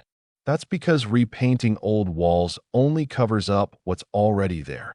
It doesn't fix the foundation or the structure underneath. It's quick, sometimes feels productive, but it's not where real change lies. Now, imagine instead of painting over those walls, you decide to tear the house down and build a new one. This new house isn't just pretty on the outside. It's built to last, designed to fit your needs today and tomorrow. It's a complete overhaul, not just a surface fix. This metaphor helps us see that change at the surface level, swapping habits or behaviors without addressing the deeper you, is only temporary. Real transformation means starting from the ground up, shifting the core of who you are. Why does this matter? Because so many of us get stuck trying to patch the past instead of creating a future that actually works. Repainting might make you feel like you're doing something, but it doesn't challenge the beliefs, stories, and assumptions that build your identity. Those old bricks, your habits, your fears, your doubts, have a way of pulling you back into the same routine, no matter how fresh the paint looks. If you're tired of feeling stuck or like you're running in circles, maybe it's time to stop repainting and start building something new. Building a new house from scratch means intentional decisions at every level. You don't just throw up walls randomly. You create a blueprint, pick materials, and think through how everything fits and flows. Your life works the same way. To shift who you are, you need to examine and rewrite the beliefs and habits that form your identity's foundation. Instead of trying to cover old cracks with quick fixes, replace the cement beneath your feet. Think about it like this. Your beliefs are a pair of sunglasses. For years, you might have worn shades that dimmed your world, twisted your perception, or limited your vision. Building a new house means choosing new lenses, ones that show you possibilities you never noticed before. Maybe you believed, "I'm not good enough," or "change is too hard." Those beliefs aren't just thoughts floating in your head. They act like concrete pouring around your identity, hardening your reality. To feel different, you have to break that concrete and pour in fresh, supportive truths. The habits you carry are like an airport moving walkway. They pull you forward automatically, no thinking required. But if that walkway is headed somewhere you don't want to go, repainting won't stop the ride. Building a new house means stepping off that walkway, laying down new paths, and choosing which direction to walk consciously. This means forming new habits that serve the identity you want to claim, not just the one you've inherited or fallen into. This is not a quick weekend project. Constructing a new identity requires patience and care. It means learning what you truly want, questioning your assumptions, and being willing to let go of old stories that no longer fit. When you put in this work, every part of your life, from what you believe about yourself to how you act, starts aligning with this new vision. The old house might still be standing somewhere in your mind, but you're living fully in the new one. That makes all the difference. Next time you catch yourself trying to fix a challenge by repainting, like revisiting an old habit or thought without feeling actual change, pause and ask, What foundation am I standing on here? Write down a belief or habit that feels stuck or repetitive. Then imagine if that foundation was replaced with something completely different. What would you believe instead? What new habit would support that belief? Try flipping the script with I am statements that truly reflect who you want to be. For example, if you thought, I'm always distracted, reframe it to, I am someone who focuses deeply on what matters. Repeat that a few times a day, not like a magic spell, but as a way to lay new bricks in your mental house. Over time, these small acts reshape your core identity from inside out, not by painting a layer, but by raising walls that last. Tool. Write I am identity statements. Imagine waking up and instead of thinking, I hope I get through today, you say, I am capable and confident. Those little words spoken with intention can silently reshape our day. I am statements are like seeds planted in the mind. They grow into beliefs that guide how we act. They're simple, direct, and surprisingly powerful. The thing is, we often overlook this tiny phrase as just words, but it acts like a mental switch, lighting up the parts of our brain that validate who we are. When you start recognizing this, you'll see it's not about changing overnight, but about steering your internal compass in the right direction. This tool taps into a core truth. The words we consistently reinforce become the stories we live by. Think about the last time you introduced yourself. What did you say? Usually, it's a label or a status. What if instead you said, I am resilient, or I am a person who trusts in my abilities? Those statements are not just words. They're declarations that your brain can latch onto, helping to solidify your self-image. It's like programming a default setting into your mental operating system. Over time, these statements act like a shortcut, making it easier to act in ways aligned with that identity.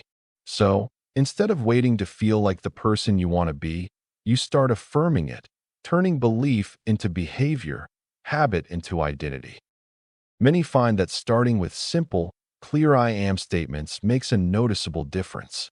They serve as anchors during tough times, reminding us of who we are at our core. For example, saying, I am calm under pressure, or I am focused, can become a mental armor when chaos hits. These statements cut through the noise of doubt and fear, creating a mental playlist you can replay anytime. The idea is less about forcing change and more about revealing who you are beneath the layers of doubt or habit. That way, you're not fighting against yourself, but aligning with your true potential, little by little. Creating your own I am statements isn't about tossing around fluffy affirmations or empty cliches. It's about honesty and specificity. Think about the parts of yourself you want to develop.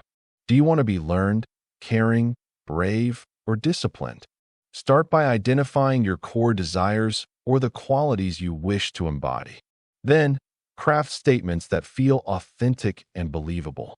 For example, if your goal is to be more patient, a statement like, I am patient and present, works better than an overly lofty, I am perfect. When your statements feel plausible, your brain is more likely to buy into them. This isn't about forcing a new identity, but gently guiding yourself toward it. To make these statements stick, keep them in the present tense. Say I am rather than I will be.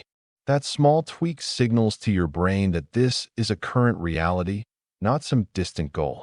Also, avoid overcomplicating. Short, punchy, and positive works best. If you're struggling to find the right words, think about what you tell a good friend about themselves. Words of encouragement and truth are often the best starting points. It's not magic, but consistency. Repeat your statements daily, maybe in front of a mirror or during a quiet moment. Over time, these words become thought habits, shaping your self-view and, in turn, your choices. For example, someone looking to boost confidence might start with, I am capable of handling challenges, or I am deserving of success. When you come back to these words often enough, your brain begins to see them as fact, making it easier to act in ways that confirm your new identity. Think of it as tending a garden. Daily attention and care will help those seeds grow. The key is to be gentle but persistent. The more you see yourself as this new version, the more naturally your habits will start to support it, gradually shifting your life in a new direction. Practice isn't just about saying the words. It's about experiencing them as real, tangible truths. That may mean journaling about how each statement feels or noticing moments when behaving in line with your I am reinforces the belief. The process isn't about perfection, but understanding that every affirmation plants a tiny seed. Those seeds need nourishment, repetition, belief, and patience to sprout into a new way of being. Even on days when it feels awkward or resistant, keep going. Consistency changes the internal script, which then rewires how you show up in the world. Remember, you aren't just speaking words. You're shaping your very identity. By seeing I am statements as a daily tool rather than a one-off trick, you begin to build a mental environment that supports your growth. They act like a blueprint, a constant reminder of who you're becoming. When your mind has a clear, positive narrative to latch onto, acting in alignment becomes effortless. You may stumble now and then, but every time you reaffirm your new identity, you're rewriting your internal story. Give yourself permission to start small. Pick 1 or 2 statements at first, and watch how, with time, they start to shape your habits and beliefs in plain, simple ways. Conclusion: the author of your reality. Recap: thoughts, emotions, beliefs, convictions, identity, reality. Picture this. You're late for a meeting and frantically searching for your keys. In the chaos, you feel that familiar surge of frustration bubbling up. Does this sound familiar? That moment where every other thought fades, and you're just locked in a battle with your own brain? It's like running in place on a treadmill that's stuck on high speed while you're scrambling to gain control. In moments of stress, we often feel like mere actors trapped in predetermined roles, reading lines we didn't even write. Life can feel scripted, leaving us questioning if there's any room for improvisation. Your thoughts have power. They are the foundation upon which your emotions build, much like the frame of a house. If you step back and examine them, you might find that some are helping you thrive while others could be sabotaging your efforts. Think of your thoughts as a digital search engine. What you search for shapes what appears on your screen. Negative thoughts filter your reality like a pair of tinted sunglasses, making everything seem darker. Instead of allowing your internal dialogue to guide you into an emotional tailspin, consider taking a step back and evaluating your thoughts as if they were a script you could rewrite. So how do we flip the script? Start by acknowledging that emotions are like a signal from your inner compass. They tell you when something feels wrong or right. If your thoughts are dark, chances are your emotions will follow suit, creating a cycle that can feel impossible to break. This cycle is reinforced by beliefs, which are like strong foundations. If you believe you're destined for failure, you'll act in ways that reinforce that belief, solidifying it into your reality. Convictions take it a step further, their beliefs set in wet cement, hardening over time. Shifting them won't be easy, but it's entirely possible. Embrace the idea that every day offers a chance to reframe your mindset. Instead of seeing yourself as a character in a play, think of yourself as the playwright. You can make changes, shift scenes, and explore new plot lines. Ask yourself what beliefs you hold close and whether they support your happiness and goals. Perhaps it's time to crack that concrete, allowing new perspectives to flow in. Will your journey have ups and downs? Absolutely. But as you gain clarity over your thoughts, emotions, and beliefs, you'll pave the path toward the identity you wish to embody. Take 10 minutes today to journal about a belief that no longer serves you. Write down a new belief that empowers you instead, and see how it shifts your perspective. Final image: life as a stage. Most people read the script, but you get to be the playwright. Have you ever felt like you're stuck in a movie you've seen 100 times? Like you know exactly what line comes next, what scene follows, and there's no surprise in the story. Most people live their lives exactly like that, following a script so worn out it's practically falling apart at the edges. They go through the motions because that's what's expected, or because they never stop to ask if they could write a better script. It's as if life hands everyone a dog-eared playbook with someone else's story, and everyone just reads from it, line by line, scene by scene. This tired old script might say, get a job, pay the bills, find a partner, have kids, grow old. And so we act it out, sometimes without much thought, like actors told what to do, but never told why. We forget that behind the curtain is a desk with a blank page, a pen, and the freedom to create something new. Instead, many stay trapped in the role because it feels safe or familiar.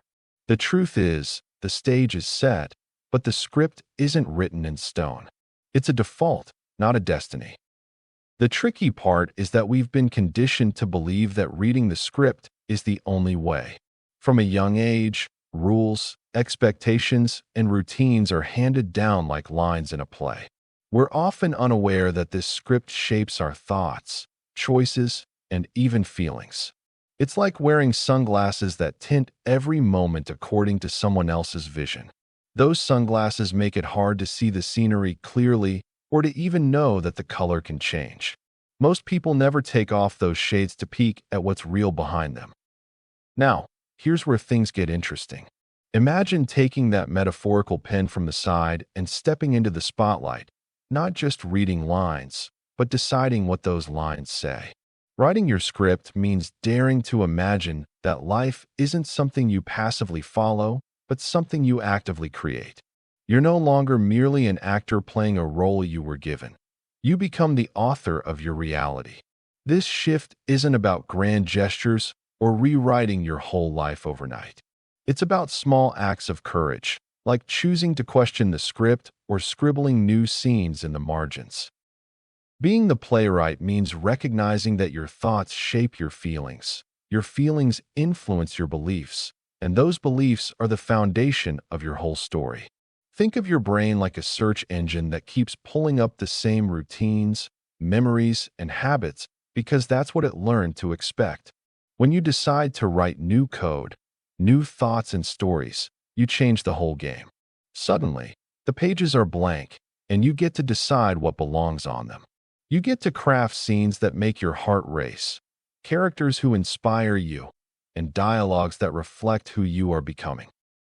This isn't about perfection or having it all figured out. Every playwright tweaks, edits, and rewrites. Sometimes the lines don't land right, or the scene doesn't flow. But that's part of the power. No one else controls your script but you. You can introduce plot twists, change settings, give yourself breaks, or add heart-stopping moments of joy. It's endless possibility disguised as a blank page. Here's a simple way to start. Notice the parts of your life where you feel like you're just reading lines without meaning. Maybe it's that job you don't love, a relationship that drains you, or habits that pull you off track. What if those are scenes you didn't choose, but somehow agreed to perform? Begin by asking yourself, what do I want this scene to be? Maybe you want that job to feel more inspiring, or maybe you need to write it out of your story altogether. The point is, you're giving yourself permission to take control. Try this. Each day, spend a few minutes imagining the life you'd want to live if you could write any scene. Don't judge or edit yourself. Picture how it feels, who's there, what you're doing. Write a few sentences down, like a director's note for your own play. Over time, these little notes become a map, and suddenly, you're not just following the script, you're crafting it. You're deciding to make your life a story worth telling, one line at a time. Closing line. The prison was always unlocked. The key was your awareness. Now you hold it. Have you ever found yourself stuck in a situation that feels like a cage, but, in reality, you're merely standing inside an open door? Sometimes, the real barrier isn't the wall, but our mind's trick that convinces us the door is closed. We get so used to seeing limitations, like fogged-up glasses, that we forget the clear view right outside. It's like carrying around a heavy, rusted key that we've never realized we already hold. The marks of this mental lock are often subtle, an endless loop of doubts, habits, or fears that seem impossible to escape. Yet beneath it all, the door remains wide open, waiting for us to see it. The problem isn't the surroundings. It's our perception that keeps us believing we're sealed in. Once we recognize that the prison was forged by our own thoughts, it suddenly loses its power. It's like waking up in a nightmare, but realizing you're just dreaming all along. Once awareness dawns, the illusion crumbles, and what was once seen as impossible becomes just a matter of turning the key. This shift in understanding is surprisingly freeing. It's like realizing your house doesn't have a leash attached, even when you've been feeling chained. The walls of your mental prison, fear, guilt, regret, are often made of nothing more than stories you tell yourself over and over. These stories get reinforced like a bad habit, sticking around long after they've lost their relevance. The more we believe in these mental barriers, the more they seem like fixed realities. But the truth is, our minds work like a search engine. Invisible rules, filters, and biases shape what we see. When we change the filter, the landscape changes. Recognizing that the prison is an illusion is the first step. It's like seeing a mirage and then realizing it's just sunlight playing tricks on your eyes. Once you understand this, your awareness becomes the master key, ready to unlock the door you thought was steel reinforced. The moment you truly see that the lock exists only in your mind, the chains fall away naturally. Imagine life as a story you're in charge of, but most of us forget that we're the writers, not just characters. We tend to believe that circumstances control us, that we're victims of luck or outside forces. But in each of those stories, there's a secret. The narrative can be rewritten at any moment. The most empowering truth is that the ability to change your situation isn't outside you. It's right inside, in your hands. All it takes is a small shift in perception, a single move of deciding to pick up the key. Once you realize that your thoughts, choices, and focus determine your reality, it no longer feels so much like luck, but like a skill you can develop. Every day, you are making decisions about what to focus on and what story to tell yourself. When you see yourself as the author, every thought becomes a choice, every belief a chapter you control. This isn't about grand gestures or miracle cures. It's about noticing the tiny, consistent decisions that shape your world. Your power lies in this recognition that the pen is in your hand and the story isn't finished yet. Now, ask yourself, what story are you currently living? Is it one of limitations or possibility? What if the only thing holding you back is the belief that you can't change? That belief is just a line of text in your mind, and you can delete, rewrite, or even ignore it completely. Your awareness is like a spotlight that can illuminate the shadows of doubt or reveal the truth. When you see that the key has always been in your pocket, it's only a matter of turning it in the lock. You don't need permission slips, or approval from anyone else. You already hold the key, a simple awareness that the doors were never truly shut. The next step is to walk through that door, unshackle yourself from the stories that keep you stuck, and start living the story you want to tell. Because in the end, the only prison that exists is the one your mind constructs. And your awareness is the master key. You just need to pick it up. Everything you've ever thought, felt, or believed has been building the world you now see. Your mind was never just reacting to life. It was creating it. Thoughts spark emotions. Emotions harden into beliefs. Beliefs become convictions. Convictions shape your identity. And your identity writes the script you call reality. You were never the prisoner. You were the playwright, writing your role without realizing you held the pen. Now, you know better.